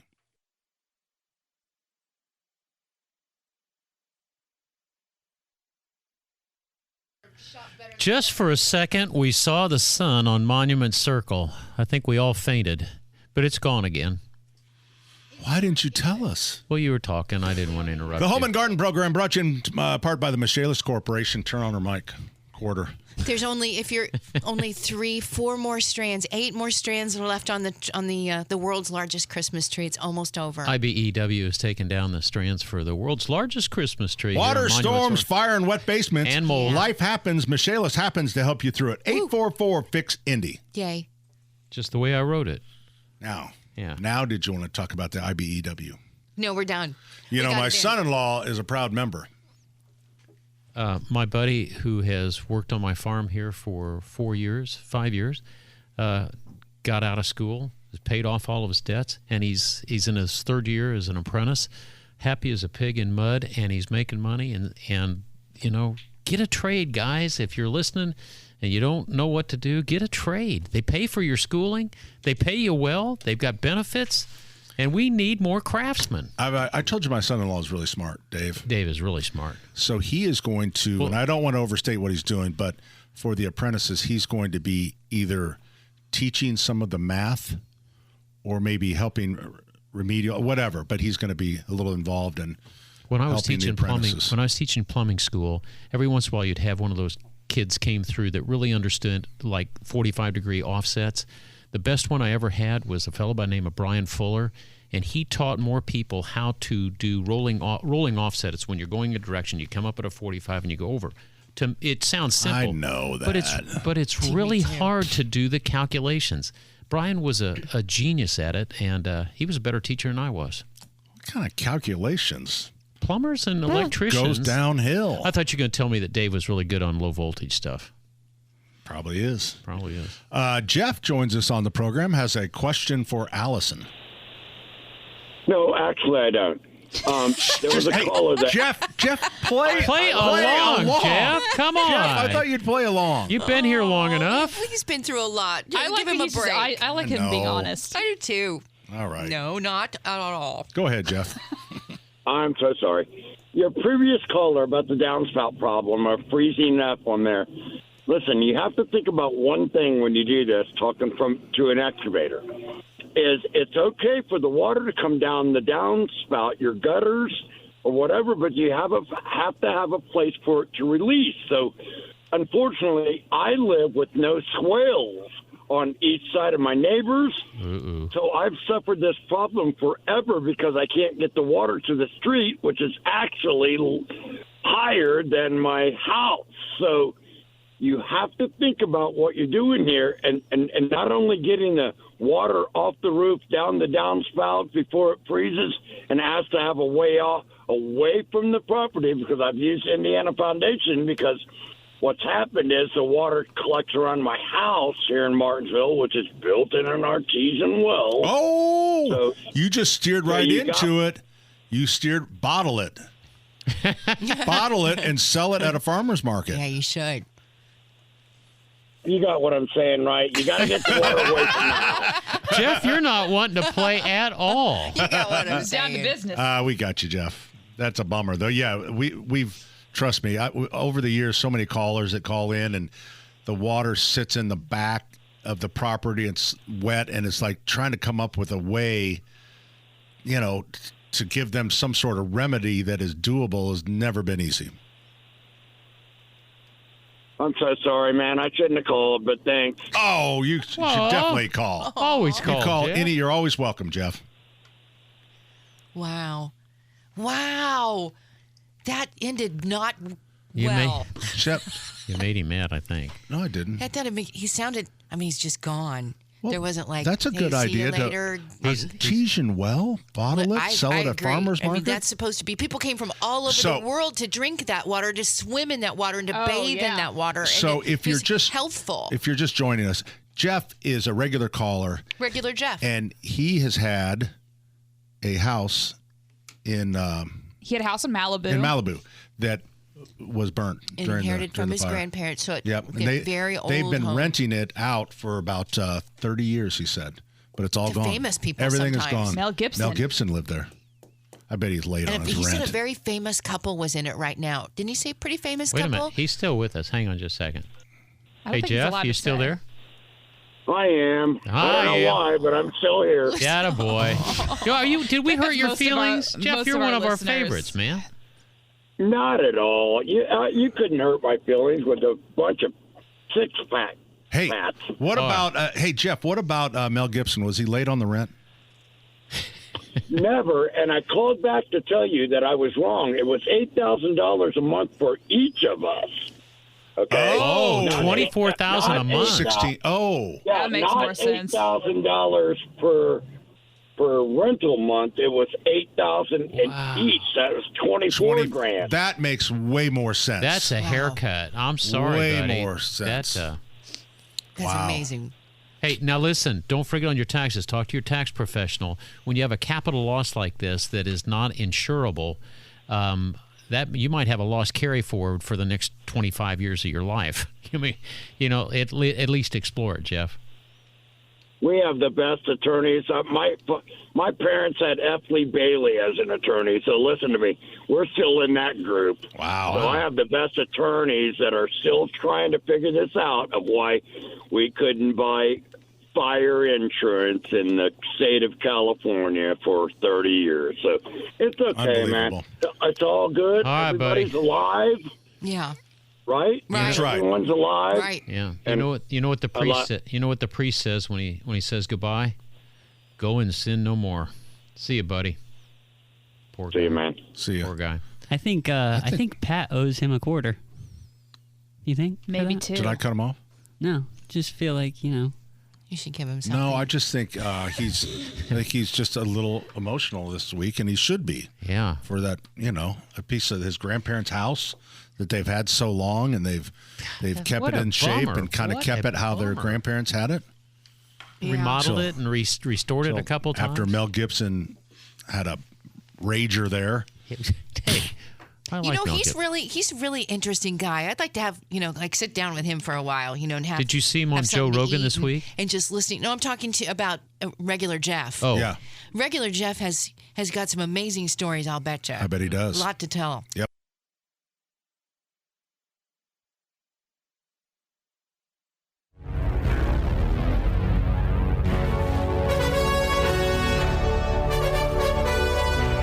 What started out with a show with so much promise ended into I'm not sure what. Ethan's cuss jar. But it now is just time. $3. What's that? I'd give it a letter of a B. A B? Yeah. B minus.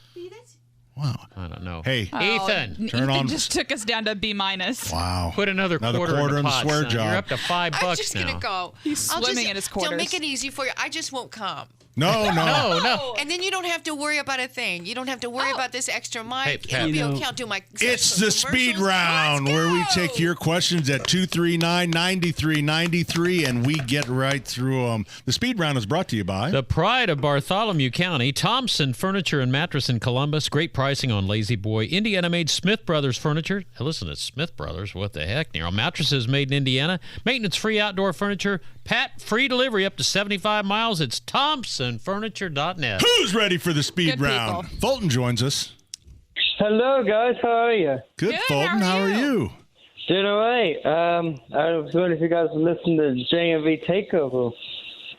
I Oh, did. tonight? He's not going to be there when I was on the JMV Takeover last Saturday. Oh, you Yes. were? I heard him on the ukulele. Yep. Oh, did you play the ukulele on JMV? Yep. Oh, that's very cool. What song did you sing? September by Earth, 25. Oh, my favorite. That's a favorite good one. all-time It's a good song. one. Yay. Yep. I think So we're about Bonnie to get would ready like that. we're about to get ready for Special Olympics basketball tournament on the 25th. Okay. How much are you practicing? Not that much. He doesn't need to. You're honest. Our basketball practice got canceled last night. Oh, yeah, because of the snow. Yep. So we've got practice next Friday. And then I'm going to be auditioning for Sistical at the Attic Theater. Yeah, what are you playing or singing? I'm going to be trying to sing this time Okay. for the audition. I'm going to try to get the main role, Cat in the Hat. And The Cat in the hopefully hopefully I can do good on it. Well, excellent, man. That is awesome. We're kind of short on time, but Fulton, congratulations. Make sure you let us know how you did on the basketball. Well, Charles the Genius. Wait a minute. Get your seatbelts on, ladies. It's Charles the about to Genius happen. joins us. Yep. Well, I'll make it real quick, trying to lighten the load. God bless. God bless all of you and everybody in radio land, and help those poor folks out in California. Mom and Dad used to say, when you think you got it bad, somebody's got it worse. So we've got ice and fire and ice back. And what am I talking about? Anyway, to show you how time is flying, this will lighten it up. You know, on the 12th and 13th, 59 years ago, ABC showed the very first 2 episodes of Batman. Does that seem possible? No, it does Here's not. the first riddle, and believe it or not, it actually goes back to 1800s. I thought it was an original riddle, but the Riddler was the first villain. And here, you've heard this before, but here we go. There were 3 men in a boat with 4 cigarettes and no matches. How did they manage to smoke? Okay, there's 3 men in a boat. 4 cigarettes. 4 cigarettes. And no matches. How did they manage to smoke? And Robin immediately says, I got it, Batman. They threw 1 cigarette overboard and made the boat a cigarette lighter. Now, if you go to Connor Prairie Farm, over the years, that joke has cropped up when the school teacher will say, hey, I just heard a new joke from down the pike.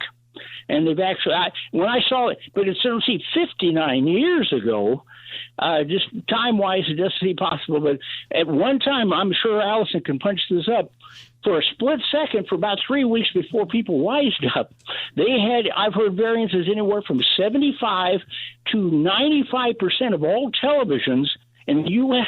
in 1966 actually watched that. Wow. Then it went downhill. It was a big deal. Yeah, downhill from there. Yeah. Well, God bless all. Be careful. And they say, thanks, watch Charles. outside in the streets, as they say in the Olympics, watch your eyes. There you go. Thanks, brother. Charles the Genius. Well, there you go. That funny joke at the end, that was really good. Watch your eyes. Watch your eyes. I headed to Atlanta tomorrow to buy, as everyone's packing away Christmas, our team will be buying Christmas for 2025. I thought you went down there for the margarita machine. I can't do that anymore because of my indigestion. Even the skinny margaritas? Your knees, your stomach, your esophagus, your back. All right, so I have one more complaint from Florida. Do you want to hear it? All right. You got it 1 minute. Sea turtles. No, well, don't complain about them. Sea turtles. Hear me out. Hear me out. Since the hurricane, they've had to replace all the street lighting and everything. You can't see because they use this soft amber light up and down. For the turtles. Mm-hmm. So, and then in the gas station, the 7-Eleven, it's the only one selling food. They have 2 slices of pizza and a Coke for $5. And sea turtle, it's real dim, real mellow for them, and they only mate like May 1st to October, but we're stuck with running into each other all year long. Wow! Oh. I mean, the sea turtle. Are you against them? Are you against the sea turtle? One sea turtle gets a straw stuck in its nose and changes soft drinks for the world. The views of Pat Sullivan are not the views of everybody. You're so good at that. I know. Yeah, your zipper's down. Somebody had to fill the last 2 minute seconds. and a half. See you later.